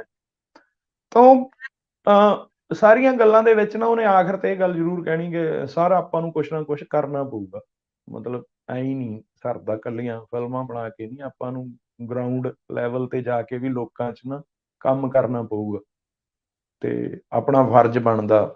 ਤੇ ਮੈਂ ਕਹਿੰਦਾ ਹੁੰਦਾ ਸੀ ਕਿ ਬਿਲਕੁਲ, ਮੈਂ ਤਾਂ ਪਹਿਲਾਂ ਤੋਂ ਹੀ ਉਸ ਉਸ ਪਰਿਵਾਰ ਦੇ ਵਿੱਚ ਜੰਮਿਆ। ਮੈਂ ਤਾਂ ਖੁਦ ਵਿਅਕਤੀਗਤ ਤੌਰ ਤੇ ਵੀ ਇਹ ਗੱਲ ਨੂੰ ਮੰਨਦਾ ਕਿ ਤੁਸੀਂ ਜੋ ਵੀ ਹਰ ਬੰਦੇ ਨੂੰ ਪੰਜਾਬ ਲਈ ਕੁਛ ਨਾ ਕੁਛ ਕਰਨਾ ਚਾਹੀਦਾ, ਉਹਨੂੰ ਜਾਗਰੂਕ ਹੋਣਾ ਚਾਹੀਦਾ, ਉਹਨੂੰ ਸਿਰਫ ਗਫਲਤ ਦੀ ਆਪਦੀ ਜ਼ਿੰਦਗੀ ਨਹੀਂ ਜਿਉਣੀ ਚਾਹੀਦੀ ਕਿ ਆਪਾਂ ਕੀ ਲੈਣਾ। ਜੀ, ਜੀ। ਸਾਡਾ ਸਾਡਾ ਦੇਸ਼ ਹੈ ਨਾ ਜਿਹੜਾ, ਉਹ ਸਾਡਾ ਦੇਸ਼ ਪੰਜਾਬ ਹੈ, ਉਹਦੇ ਬਾਰੇ ਸਾਨੂੰ ਸੋਚਣਾ ਚਾਹੀਦਾ। ਤੇ ਫਿਰ ਇਹ ਸਨੀ ਦਿਓਲ ਵਾਲਾ ਜਦੋਂ ਵੋਟਾਂ ਵਾਲਾ ਕੰਮ ਹੋਇਆ, ਤਾਂ ਉਸ ਵਕਤ ਉਹਨੂੰ ਗੱਲ ਸਾਰੀ ਸਮਝ ਆਈ। ਉਦੋਂ ਤੱਕ ਉਹਨੇ ਸਟੈਂਡ ਨਹੀਂ ਸੀ ਲਿਆ। ਜਦੋਂ ਸਨੀ ਦਿਓਲ ਵਾਲਾ ਕੰਮ ਹੋਇਆ ਤਾਂ ਉਹਨੇ ਬਾਅਦ ਦੇ ਵਿੱਚ ਆ ਕੇ ਮੈਨੂੰ ਕਿਹਾ ਕਿ ਸਰ, ਇਹ ਤਾਂ ਬੜੇ ਗਲਤ ਬੰਦੇ ਨੇ, ਜੀ। ਬੀਜੇਪੀ ਔਰ ਆਰਐਸਐਸ ਸਪਾਂਸਰ ਕਰ ਰਹੀ ਹੈ ਜਿਸ ਕਿਸਮ ਦੀ ਰਾਜਨੀਤੀ ਨੂੰ, ਪੰਜਾਬ ਤੇ ਜੋ ਕੁਝ ਹੋ ਰਿਹਾ। ਉਹਨਾਂ ਦਿਨਾਂ 'ਚ ਹੀ ਉਹ ਆਪਣੇ ਗੁਰੂ ਗ੍ਰੰਥ ਸਾਹਿਬ ਦੀਆਂ ਜਿਹੜੀਆਂ ਹਾਂਜੀ, ਬੀੜਾਂ ਨੇ ਗਾਇਬ ਹੋਈਆਂ, ਫਿਰ ਉਹ ਲਾਈਵ ਹੋਣ ਲੱਗ ਗਿਆ। ਫਿਰ ਕਿਤਾਬਾਂ ਤਾਂ ਪੜ੍ਹਦਾ ਹੀ ਸੀ, ਘਰੇ ਉਹਦੇ ਬਹੁਤ ਸਾਰੀ ਲਾਇਬ੍ਰੇਰੀ ਸੀ। ਫਿਰ ਉਹਨੇ ਪੰਜਾਬੀ ਦੀਆਂ ਬਹੁਤ ਸਾਰੀਆਂ ਕਿਤਾਬਾਂ ਮੰਗਵਾਈਆਂ। ਮੈਂ ਉਹਨੂੰ ਦੱਸਿਆ ਸਰਦਾਰ ਅਜਮੇਰ ਸਿੰਘ ਹੋਰਾਂ ਦਾ ਨਾਮ, ਡਾਕਟਰ ਸੁਖਪ੍ਰੀਤ ਉਦੋਕੇ, ਹੋਰ ਜਿੰਨੇ ਵੀ, ਜਸਪਾਲ ਸਿੰਘ ਹੋਰਾਂ ਦੀ ਕਿਤਾਬ ਆ ਇੱਕ 1984 ਦੀ ਪੱਤਰਕਾਰੀ, ਉਹ ਕਿਤਾਬ, ਹੋਰ ਬਹੁਤ ਕੁਛ ਸੀਗਾ ਜਿਹੜਾ ਮੈਂ ਉਹਨੂੰ ਕਹਿੰਦਾ ਵੀ ਇਹ ਸਾਰਾ ਕੁਛ ਹੈ ਜਿਹੜਾ ਉਹ ਬਹੁਤ ਤੇਜ਼ ਲਰਨਰ ਸੀਗਾ, ਬਹੁਤ ਜ਼ਿਆਦਾ ਤੇਜ਼। ਮਤਲਬ ਉਹ ਇਦਾਂ ਦਾ ਸੀਗਾ ਕਿ ਉਹ ਜਿਵੇਂ ਹੁੰਦੇ ਨਹੀਂ ਜਿਹੜੇ ਇੱਕ ਦਿਨ ਦੀ ਤਿਆਰੀ ਕਰਕੇ ਪੇਪਰ ਦਿੰਦੇ ਆ ਤੇ 90% ਨੰਬਰ ਲੈ ਜਾਂਦੇ ਆ, ਉਹ ਬੰਦਾ ਹਾਂਜੀ। ਸੀ ਉਹ। ਉਹਨੇ ਬਹੁਤ ਤੇਜ਼ੀ ਨਾਲ ਸਾਰਾ ਕੁਝ ਹਾਸਲ ਕੀਤਾ। ਗਿਆਨ ਆ ਜਿਹੜਾ ਉਹ ਬਹੁਤ ਤੇਜ਼ੀ ਨਾਲ ਉਹਨੇ ਹਾਸਲ ਕੀਤਾ, ਔਰ ਬਹੁਤ ਤੇਜ਼ੀ ਨਾਲ ਜਿਸ ਟਾਈਮ ਉਹ ਤਿਆਰ ਹੋਇਆ, ਉਹ ਜਿਵੇਂ ਕਹਿੰਦੇ ਹੁੰਦੇ ਨੇ ਵੀ ਜਦੋਂ ਕਈ ਵਾਰ ਨਹੀਂ ਹੁੰਦਾ ਕਿ ਬੰਦਾ ਪੜ੍ਹ ਕੇ ਨਿਕਲਿਆ ਤੇ ਨਾਲ ਦੀ ਨਾਲ ਨੌਕਰੀ ਮਿਲ ਗਈ ਜੀ, ਉਹਦੇ ਨਾਲ ਵੀ ਐਂ ਹੀ ਹੋਇਆ ਕਿ ਉਹ ਤਿਆਰ ਹੋਇਆ ਬੌਧਿਕ ਪੱਧਰ ਤੇ ਉਸੇ ਪ੍ਰੋਸੈਸ ਦੇ ਵਿੱਚ ਹੀ ਕਿਸਾਨ ਅੰਦੋਲਨ ਆ ਗਿਆ। ਆ ਗਿਆ। ਜੀ, ਜੀ। ਆਇਆ ਉਹ ਫਿਲਮ ਦੀ ਸ਼ੂਟ ਕਰਨ ਸੀ, ਤੇ ਪਰ ਉਹਨੇ ਜਦੋਂ ਦੇਖਿਆ, ਹੁਣ ਦੇਖੋ ਨਾ ਤੁਸੀਂ ਉਹਦੀ ਇਮਾਨਦਾਰੀ ਦੇਖੋ ਕਿ ਉਹ ਫਿਲਮ ਦਾ ਸ਼ੂਟ ਕਰਨ ਆਇਆ ਸੀ, ਉਹ ਫਿਲਮ ਅਧੂਰੀ ਰਹਿ ਗਈ। ਉਹ ਚਲਾ ਗਿਆ ਇਸ ਧਰਤੀ ਤੋਂ, ਫਿਲਮ ਉਵੇਂ ਦੀ ਉਵੇਂ ਰਹਿ ਗਈ। ਉਹ ਉਦੋਂ ਫਿਲਮ ਦਾ ਸ਼ੂਟ ਕਰਨ ਆਇਆ ਸੀਗਾ, ਔਰ ਉਹਨੇ ਆਖਿਆ ਕਿ ਯਾਰ ਕਿਸਾਨ ਸਮੱਸਿਆ, ਕਿਸਾਨ ਅੰਦੋਲਨ ਸ਼ੁਰੂ ਹੋ ਗਿਆ ਕਿ ਯਾਰ ਆਪਾਂ ਮਤਲਬ ਘੋਗਲ ਕੰਨੇ ਹੋ ਕੇ ਨਾ ਫਿਲਮ ਦਾ ਸ਼ੂਟ ਨਹੀਂ ਕਰ ਸਕਦੇ, ਆਪਾਂ ਨੂੰ ਵੀ ਕੁਝ ਕਰਨਾ ਪਊਗਾ। ਉਸ ਵਕਤ ਉਹ ਜਿਹੜਾ ਹੈਗਾ ਸ਼ੰਭੂ ਮੋਰਚਾ ਲਾ ਕੇ ਬੈਠਦਾ, ਹਨਾ। ਹਾਂਜੀ, ਉਦੋਂ ਹੀ ਲੱਗਦਾ। ਉਸ ਤੋਂ ਬਾਅਦ ਫਿਰ ਦੁਨੀਆ ਦੇ ਚਿੱਤਰਪਟ ਤੇ ਉਹ ਸਾਹਮਣੇ ਆ ਸਾਰਿਆਂ ਦੇ, ਸ਼ੰਭੂ ਮੋਰਚੇ ਵਾਲਾ ਦੀਪ ਆ ਜਿਹੜਾ ਉੱਥੋਂ ਸ਼ੁਰੂਆਤ ਆ, ਉਹ ਜੀ। ਤੁਸੀਂ ਸਾਰਿਆਂ ਨੇ, ਸਾਰੀ ਦੁਨੀਆ ਨੇ ਦੇਖਿਆ ਦੀਪ ਜੀ। ਜੀ, ਬਿਲਕੁਲ ਗਿੱਲ ਸਾਹਿਬ, ਤੇ ਜਾਂਦੇ-ਜਾਂਦੇ ਇੱਕ ਜਿਹੜਾ ਸਵਾਲ ਆ ਉਹ ਜ਼ਰੂਰ ਤੁਹਾਨੂੰ ਕਰਾਂਗੇ ਕਿ ਫਿਲਮ ਇੰਡਸਟਰੀ ਦੇ ਵਿੱਚ ਦੀਪ ਨਾਲ ਯਾਰੀ ਦੋਸਤੀ ਹੋਈ, ਫਿਲਮ ਇੰਡਸਟਰੀ ਦੇ ਵਿੱਚ ਕੰਮ ਕਰ ਰਹੇ ਹੋ, ਫਿਲਮ ਇੰਡਸਟਰੀ ਤੁਹਾਡਾ ਕਈ ਦਹਾਕਿਆਂ ਦਾ ਸੁਪਨਾ ਇੱਥੇ ਕੰਮ ਕਰਨਾ, ਫਿਲਮ ਮੇਕਿੰਗ, ਜਿੰਨਾ ਕੁ ਜੀ ਤੁਹਾਨੂੰ, ਜਿੰਨਾ ਕੁ ਤੁਹਾਨੂੰ ਜਾਣਾ, ਜਿੰਨਾ ਕੁ ਤੁਹਾਡੇ ਕੋਲੇ ਬੈਠੇ ਰਹੇ ਆ, ਜਿੰਨੀਆਂ ਜੀ ਕੁ ਗੱਲਾਂ ਹੋਈਆਂ। ਅ ਇੱਕ ਜਜ਼ਬਾਤੀ ਰਿਸ਼ਤਾ ਜਿਹੜਾ ਉਹ ਹੈ, ਪਰ ਇੱਕ ਜੀ ਪਿਆਰੇ ਦੇ ਚਲੇ ਜਾਣ ਤੋਂ ਬਾਅਦ, ਖਾਸ ਕਰਕੇ ਉਸ ਲਾਈਨ ਦੇ ਵਿੱਚੋਂ ਜਿਹੜੀ ਲਾਈਨ ਤੁਹਾਡਾ ਸੁਪਨਾ ਹੋਵੇ ਔਰ ਸਿਰਫ ਇੱਕੋ ਇੱਕ ਜ਼ਿੰਦਗੀ ਦਾ ਸੁਪਨਾ ਹੋਵੇ, ਉਸ ਲਾਈਨ ਦੇ ਵਿੱਚ ਜੀ ਉਹ ਇਨਸਾਨ ਦਾ ਚਲੇ ਜਾਣਾ ਜਿਹੜਾ ਤੁਹਾਡੇ ਕੋਲੇ, ਤੁਹਾਡੇ ਸਭ ਤੋਂ ਨੇੜੇ ਸੀ, ਜਜ਼ਬਾਤੀ ਤੌਰ ਜੀ ਤੇ, ਭਾਵਨਾਤਮਕ ਤੌਰ ਤੇ, ਸਿਧਾਂਤਕ ਤੌਰ ਤੇ, ਆਈਡੀਓਲੋਜੀ ਦੇ ਤੌਰ ਤੇ। ਹੁਣ ਜੀ ਜੀ ਕਿੰਨਾ ਕੁ ਔਖਾ ਹੈ ਆਪਣੇ ਆਪ ਨੂੰ ਕੰਮ ਤੇ ਦੁਬਾਰਾ ਲੈ ਕੇ ਆਉਣਾ? ਕਿੰਨੀਆਂ ਕੁ ਗੱਲਾਂ ਦਿਨ ਦੇ ਵਿੱਚ ਅਜਿਹੀਆਂ ਵਾਪਰਦੀਆਂ ਨੇ ਜਿਨ੍ਹਾਂ ਦੇ ਵਿੱਚ ਉਹ ਚੇਤੇ, ਉਹ ਗੱਲਾਂ ਬਾਤਾਂ, ਉਹ ਯਾਦਾਂ ਮੁੜ ਤਾਜ਼ਾ ਹੋ ਜਾਂਦੀਆਂ ਨੇ? ਗੱਲਾਂ ਬਾਤਾਂ ਤਾਂ ਸਾਰਾ ਦਿਨ ਹੀ ਵਾਪਰਦੀਆਂ ਰਹਿੰਦੀਆਂ ਨੇ ਪ੍ਰਵੀਨ, ਉਹ ਤਾਂ ਸਾਰਾ ਦਿਨ ਹੀ ਯਾਦ ਰਹਿੰਦਾ, ਹਰ ਗੱਲ 'ਚ ਯਾਦ ਰਹਿੰਦਾ। ਰਹੀ ਗੱਲ ਫਿਲਮ ਇੰਡਸਟਰੀ ਦੀ, ਫਿਲਮ ਇੰਡਸਟਰੀ ਦੇ ਵਿੱਚ ਇੱਕ ਬਹੁਤ ਵੱਡੀ, ਅਸੀਂ ਦੋਨੇ ਹੀ, ਸਾਡੀ ਆਪ ਦੀ ਇੰਡਸਟਰੀ ਸੀਗੀ। ਜੀ, ਆਪਦੇ ਹੀ ਸੀ, ਨਾ ਬਿਲਕੁਲ। ਦੀਪ ਨੂੰ ਕੋਈ ਫੰਕਸ਼ਨਾਂ ਤੇ ਸਾਦਾ ਸੀ, ਨਾ ਮੈਨੂੰ ਕੋਈ ਸਾਦਾ। ਇਹ ਹੂੰ, ਜਿਹੜੇ ਸਿੰਗਰ ਗਾਇਕ ਜੇ, ਜਿਹੜੇ ਇਹ ਫਿਲਮ ਐਕਟਰ ਜਿਹਾਂ ਦੇ ਫੰਕਸ਼ਨ ਹੁੰਦੇ ਆ, ਇਹਨਾਂ 'ਚ ਸਾਨੂੰ ਘੱਟ ਹੀ ਸੱਦਿਆ ਜਾਂਦਾ। ਉਹ ਮੈਨੂੰ ਕਈ ਵਾਰੀ ਕਹਿ ਦਿੰਦਾ ਸੀ, ਕਹਿੰਦਾ ਇਹ ਆਪਾਂ ਨੂੰ ਬੁਲਾਉਂਦੇ ਹੀ ਨਹੀਂ ਸਰ। ਤੇ ਉਹ ਮਤਲਬ ਸਾਡਾ ਇੱਕ ਆਪਦਾ ਹੀ ਸੀਗਾ ਕਿ ਚਲੋ ਕੰਮ ਕਰਕੇ ਦਿਖਾਓ, ਆਪਾਂ ਕੀ ਲੈਣਾ, ਇਹ ਜਿਹੜਾ ਇਸ ਕਿਸਮ ਅੱਛਾ ਦੀ ਦੀਪ, ਮਾਫ਼ ਮਤਲਬ। ਕਰਨਾ ਮੈਂ ਤੁਹਾਨੂੰ ਟੋਕ ਲਿਆ, ਦੀਪ ਨੂੰ ਮਹਿਸੂਸ ਹੁੰਦੀ ਸੀ ਇਹ ਗੱਲ ਵੀ ਦੂਜੇ ਸਾਡੇ ਤੋਂ ਦੂਰੀ ਬਣਾ ਕੇ ਰੱਖਦੇ ਆ? ਹਾਂ ਹਾਂ ਬਿਲਕੁਲ, ਉਹ ਜਿੱਦਾਂ ਹੁਣ ਅਵਾਰਡ ਅਵੂਰਡ ਹੁੰਦੇ ਆ ਇਦਾਂ, ਦੇ ਹਨਾ, ਜੀ, ਹਾਂਜੀ। ਉਹਨੂੰ ਲੱਗਦਾ ਹੁੰਦਾ ਸੀ ਕਿ ਯਾਰ ਇਹ ਮਤਲਬ ਰਿਕਗਨਾਈਜ਼ ਨਹੀਂ ਕਰਦੇ। ਉਹ ਅਸਲ 'ਚ ਗਰੁੱਪਬਾਜ਼ੀ ਆ ਬਹੁਤ ਵੱਡੀ। ਜਿਹੜੇ ਸਾਡੇ ਸਿੰਗਰ ਨੇ ਉਹੀ ਸਾਡੇ ਸਟਾਰ ਨੇ, ਉਹਨਾਂ ਦੇ ਗਰੁੱਪ ਨੇ ਉਹੀ ਚੈਨਲਾਂ ਤੇ ਹਾਵੀ ਨੇ, ਉਹ ਚੈਨਲਾਂ ਨੂੰ ਐਡ ਦਿੰਦੇ ਨੇ, ਉਹ ਅਵਾਰਡ ਫੰਕਸ਼ਨਾਂ 'ਚ ਆ ਕੇ ਨੱਚਦੇ ਨੇ ਤੇ ਉਹ ਕਹਿ ਦਿੰਦੇ ਨੇ ਕਿ 7 ਅਵਾਰਡ ਆ ਜਿਹੜੇ ਉਹ ਮੇਰੀ ਫਿਲਮ ਦੇ ਹੋਣਗੇ, ਫੇਰ ਆਊਂਗਾ ਮੈਂ। ਇਹ ਸਾਰਾ ਕੁਛ ਇੱਕ ਅੱਡ ਵਿਸ਼ਾ। ਉਹ ਸਾਨੂੰ ਪਰ ਮਤਲਬ ਪਤਾ ਅਸੀਂ ਲੋਕਾਂ ਨੂੰ ਹੋਰ ਤਰ੍ਹਾਂ ਇਸ ਦੇ ਵਿਸ਼ੇ ਬੰਦੇ ਬਾਰੇ ਆ। ਚੰਗੀ ਤਰ੍ਹਾਂ ਪਤਾ ਲੱਗ ਗਿਆ ਹੁਣ। ਹਾਂ, ਤੇ ਅਸੀਂ ਇਹ ਗੱਲ ਸੀ ਜਿਹੜੀ ਇੱਕ ਧਿਰ ਸੀਗੀ ਮੇਰੀ, ਦੀਪ ਇੱਕ ਕੰਧ ਸੀ ਜਿਹਦੇ ਨਾਲ ਜਿਵੇਂ ਆਪਾਂ ਉਹਨਾਂ ਨੂੰ ਵੀ ਢੋ ਲਾ ਕੇ ਖੜੇ ਆ। ਉਹ ਕੰਧ ਢਹਿ ਗਈ, ਉਹ ਪੈਰਾਂ ਹੇਠੋਂ ਧਰਤੀ ਚਲੀ ਗਈ। ਕਿਸੇ ਨੇ ਸਾਥ ਨਹੀਂ ਦਿੱਤਾ ਫਿਲਮ ਇੰਡਸਟਰੀ ਦੇ ਵਿੱਚ। ਸਿਰਫ ਅਮਰਿੰਦਰ ਗਿੱਲ ਆ ਇੱਕ ਮੇਰਾ ਭਰਾ, ਇੱਕ ਕਾਰਜ ਗਿੱਲ, 2 ਬੰਦੇ ਨੇ ਮੇਰੇ ਫਿਲਮ ਇੰਡਸਟਰੀ ਦੇ ਵਿੱਚ ਦੀਪ ਦੇ ਜਾਣ ਤੋਂ ਬਾਅਦ ਜਿਨ੍ਹਾਂ ਤੇ ਮੈਂ ਮਾਣ ਕਰ ਸਕਦਾ, ਕਿਉਂਕਿ ਉਹ ਸਾਡੀ ਸਾਂਝ ਬਹੁਤ ਪੁਰਾਣੀ ਹੈ। ਤੇ ਮੈਂ ਅਮਰਿੰਦਰ ਨਾਲ ਫਿਲਮ ਵੀ ਕਰ ਰਿਹਾ ਤੇ ਬਾਕੀ ਕਿਸੇ ਨੇ ਨਹੀਂ, ਮਤਲਬ ਕਿਸੇ ਨੇ ਫੋਨ ਤੱਕ ਨਹੀਂ ਕੀਤਾ। ਸਭ ਨੂੰ ਪਤਾ ਸੀਗਾ ਕਿ ਅਮਰਦੀਪ ਦੇ ਲਈ ਦੀਪ ਕੀ ਆ। ਜੀ। ਇੱਕ ਵੀ ਬੰਦੇ ਨੇ ਫੋਨ ਕਰਕੇ ਮੈਨੂੰ ਨਹੀਂ ਇਹ ਗੱਲ ਕਹੀ ਕਿ ਭਾਜੀ ਤੁਹਾਡੇ ਨਾਲ ਅਸੀਂ ਜਿਹੜਾ ਖੜੇ ਹੈਗਾ ਖੜੇ ਆ ਜਾਂ ਦੁੱਖ ਸਾਂਝਾ ਕਰਦੇ ਆ। ਇੱਥੋਂ ਤੱਕ ਕਿ ਉਹ ਬੰਦੇ ਜਿਹੜੇ ਮੇਰੀ ਦੀਪ ਤੋਂ ਬਿਨਾਂ ਮਤਲਬ ਜਿਨ੍ਹਾਂ ਨਾਲ ਮੈਂ ਫਿਲਮ ਕੀਤੀ, ਮੇਰਾ ਹੀਰੋ ਸੀਗਾ, ਉਹਨੇ ਵੀ ਮੈਨੂੰ ਫੋਨ ਨਹੀਂ ਕੀਤਾ ਇਹ ਗੱਲ ਜੀ, ਲਈ ਕਿ ਬਾਈ ਤੁਹਾਡੇ ਦੁੱਖ 'ਚ ਸ਼ਰੀਕ ਆ, ਹਨਾ।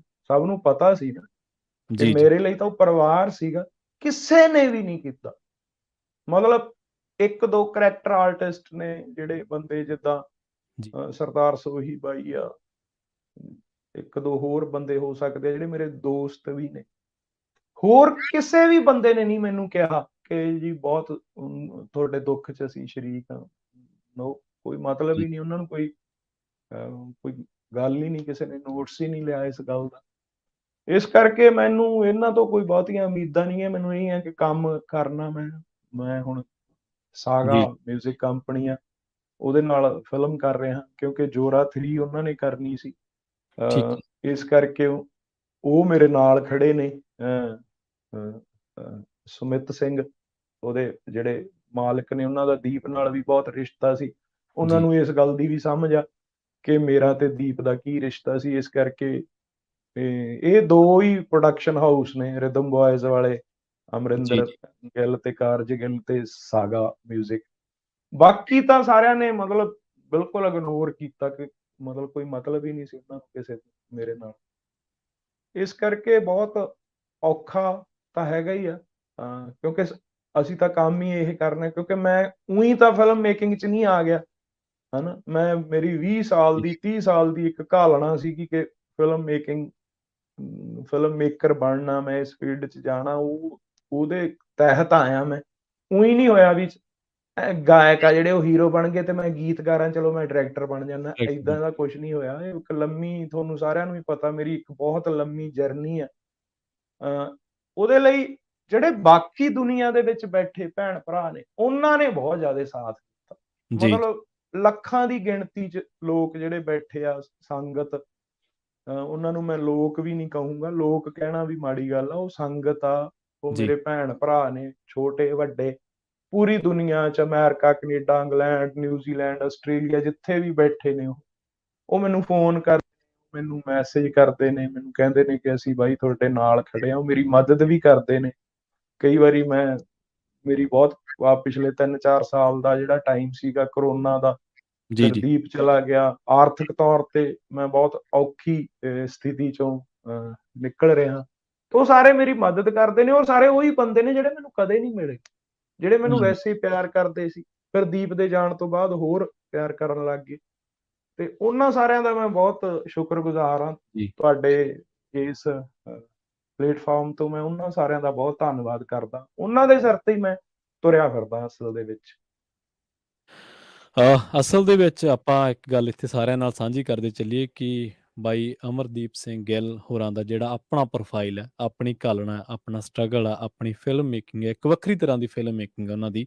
ਔਰ ਉਹਨਾਂ ਦੀ ਫਿਲਮ ਮੇਕਿੰਗ ਦੇ ਵਿੱਚ ਇਹ ਨਹੀਂ ਗਾ ਕਿ ਕਿਸੇ ਵਿਅਕਤੀ ਵਿਸ਼ੇਸ਼ ਦੇ ਉੱਤੇ ਆਧਾਰਿਤ ਹੋਵੇ। ਉਹਨਾਂ ਦੀਆਂ ਫਿਲਮਾਂ ਸਿਸਟਮ, ਸਮਾਜ, ਪੋਲੀਟਿਕਸ, ਇਹਨਾਂ ਚੀਜ਼ਾਂ ਦੇ ਆਲੇ ਦੁਆਲੇ ਘੁੰਮਦੀਆਂ ਨੇ ਤੇ ਉਹਨਾਂ ਦੇ ਜਿਹੜੇ ਪਾਤਰ ਨੇ ਉਹ ਆਮ ਘਰਾਂ ਦੇ ਆਮ ਚੁੱਲ੍ਹੇ ਚੌਂਕੇ ਕਰਨ ਵਾਲੇ ਜਿਹੜੇ ਆਮ ਪਿੰਡਾਂ ਦਾ ਜਿਹੜਾ ਸੱਭਿਆਚਾਰ ਉਹ ਹੁੰਦੇ ਨੇ।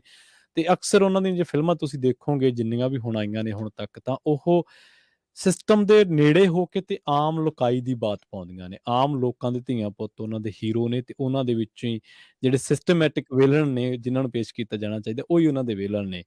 ਪਰ ਅੱਜ ਦੀ ਜਿਹੜੀ ਸਾਡੀ ਇੰਟਰਵਿਊ ਸੀ, ਇਹ ਸਿਰਫ਼ ਤੇ ਸਿਰਫ਼ ਦੀਪ ਸਿੱਧੂ ਤੇ ਆਧਾਰਿਤ ਇਸ ਕਰਕੇ ਸੀ ਕਿਉਂਕਿ ਅਮਰਦੀਪ ਗਿੱਲ ਨਾਲੋਂ ਨੇੜੇ ਜਾਂ ਜਿਹਨੇ ਸਮਝਿਆ ਦੀਪ ਸਿੱਧੂ ਨੂੰ ਕਿ ਕੌਣ ਸੀ ਵਿਚਾਰਧਾਰਕ, ਇੱਕ ਫਿਲਮੀ ਰਮਤਾ ਜੋਗੀ ਫਿਲਮ ਤੋਂ ਲੈ ਕੇ ਤੇ ਵਿਚਾਰਧਾਰਕ ਮੋੜ ਤੋਂ ਬਾਅਦ ਫਿਰ ਸਟੇਜਾਂ ਤੇ ਸੰਬੋਧਨ ਕਰਨ ਤੋਂ ਬਾਅਦ ਜਿਸ ਵਿਅਕਤੀ ਨੇ ਉਸ ਨੂੰ ਨੇੜਿਓਂ ਮਹਿਸੂਸ ਕੀਤਾ ਉਹਨਾਂ ਚੀਜ਼ਾਂ ਨੂੰ, ਅਮਰਦੀਪ ਸਿੰਘ ਗਿੱਲ ਉਹਨਾਂ ਦੇ ਪਰਿਵਾਰ ਤੋਂ ਬਾਅਦ ਉਹ ਇਨਸਾਨ ਨੇ ਜਿਨ੍ਹਾਂ ਨੇ ਦੀਪ ਸਿੱਧੂ ਨੂੰ ਡਾਇਰੈਕਟ ਵੀ ਕੀਤਾ। ਔਰ ਡਾਇਰੈਕਟ ਕਰਨਾ ਇੱਕ ਅਲੱਗ ਤਰ੍ਹਾਂ ਦਾ ਕਾਰਜ ਹੈ, ਇੱਕ ਪ੍ਰੋਫੈਸ਼ਨਲ ਹੈ, ਪਰ ਫਿਰ ਵੀ ਉਹਨਾਂ ਦੀ ਜਿਹੜੀ ਸਾਂਝ ਸੀ, ਜਿਵੇਂ ਉਹ ਕਹਿ ਕੇ ਹਟੇ ਨੇ ਕਿ ਪ੍ਰੋਫੈਸ਼ਨਲ ਨਾ ਹੋ ਕੇ ਪਰਸਨਲ ਹੋ ਕੇ ਤੇ ਇੱਕ ਭਰਾਵਾਂ ਵਾਲੀ ਜਿਹੜੀ ਸਾਂਝ ਸੀ। ਸੋ ਇਸੇ ਕਰਕੇ ਕਿਉਂਕਿ ਅੱਜ 1 ਸਾਲ ਹੋ ਗਿਆ ਬਾਈ ਨੂੰ ਜੁਦਾ ਹੋਇਆਂ ਸਾਡੇ ਤੋਂ, ਤੇ ਇੱਕ ਹਾਦਸੇ ਨੇ ਸਾਡੇ ਤੋਂ ਸਦਾ ਲਈ ਦੀਪ ਖੋਹ ਪਰ ਅੱਜ ਵੀ ਲੋਕਾਂ ਦੇ ਚੇਤਿਆਂ ਦੇ ਵਿੱਚ ਨੇ, ਅੱਜ ਵੀ ਉਹਨਾਂ ਦੀ ਯਾਦ ਦੇ ਵਿੱਚ ਸਮਾਗਮ ਹੁੰਦੇ ਨੇ, ਹੋ ਰਹੇ ਨੇ। ਸੋ ਅਮਰਦੀਪ ਸਿੰਘ ਗਿੱਲ ਜੀ, ਤੁਹਾਡਾ ਬਹੁਤ-ਬਹੁਤ ਧੰਨਵਾਦ। ਤੁਹਾਡੇ ਰੁਝੇਵੇਂ ਬਹੁਤ ਨੇ, ਤੁਹਾਡੇ ਕੰਮ-ਕਾਰ ਬਹੁਤ-ਬਹੁਤ ਪਰਿਵਾਰ ਬਹੁਤ ਦੇ ਸ਼ੁਕਰੀਆ ਜੀ। ਤੁਹਾਡਾ ਬਹੁਤ ਧੰਨਵਾਦ। ਬਹੁਤ ਮਿਹਰਬਾਨੀ। ਸਾਰਿਆਂ ਨੂੰ ਸਤਿ ਸ੍ਰੀ ਅਕਾਲ। ਜੀ, ਸਤਿ ਸ਼੍ਰੀ ਅਕਾਲ ਜੀ, ਬਹੁਤ-ਬਹੁਤ ਧੰਨਵਾਦ। ਸੋ ਪੰਜਾਬੀ ਰੇਡੀਓ ਯੂਐਸਏ ਦੇ ਪ੍ਰੋਗਰਾਮ ਖਾਸ ਮੁਲਾਕਾਤ ਦੇ ਵਿੱਚ ਇੰਨਾ ਹੀ। ਅੱਜ ਆਪਣੀ ਗੱਲਬਾਤ ਬਾਈ ਅਮਰਦੀਪ ਸਿੰਘ ਗਿੱਲ ਦੇ ਨਾਲ ਹੋਈ ਸੀ, ਦੀਪ ਸਿੱਧੂ ਨੂੰ ਲੈ ਕੇ, ਸੰਘਰਸ਼ ਨੂੰ ਲੈ ਕੇ ਤੇ ਉਹਨਾਂ ਦੀਆਂ ਗੱਲਾਂ ਬਾਤਾਂ ਜੋ ਵੀ ਉਹਨਾਂ ਦੇ ਨਾਲ ਦੀਪ ਦੇ ਤਜਰਬੇ ਰਹੇ। ਬਹੁਤ-ਬਹੁਤ ਧੰਨਵਾਦ। ਜੁੜੇ ਰਹੋ ਪੰਜਾਬੀ ਰੇਡੀਓ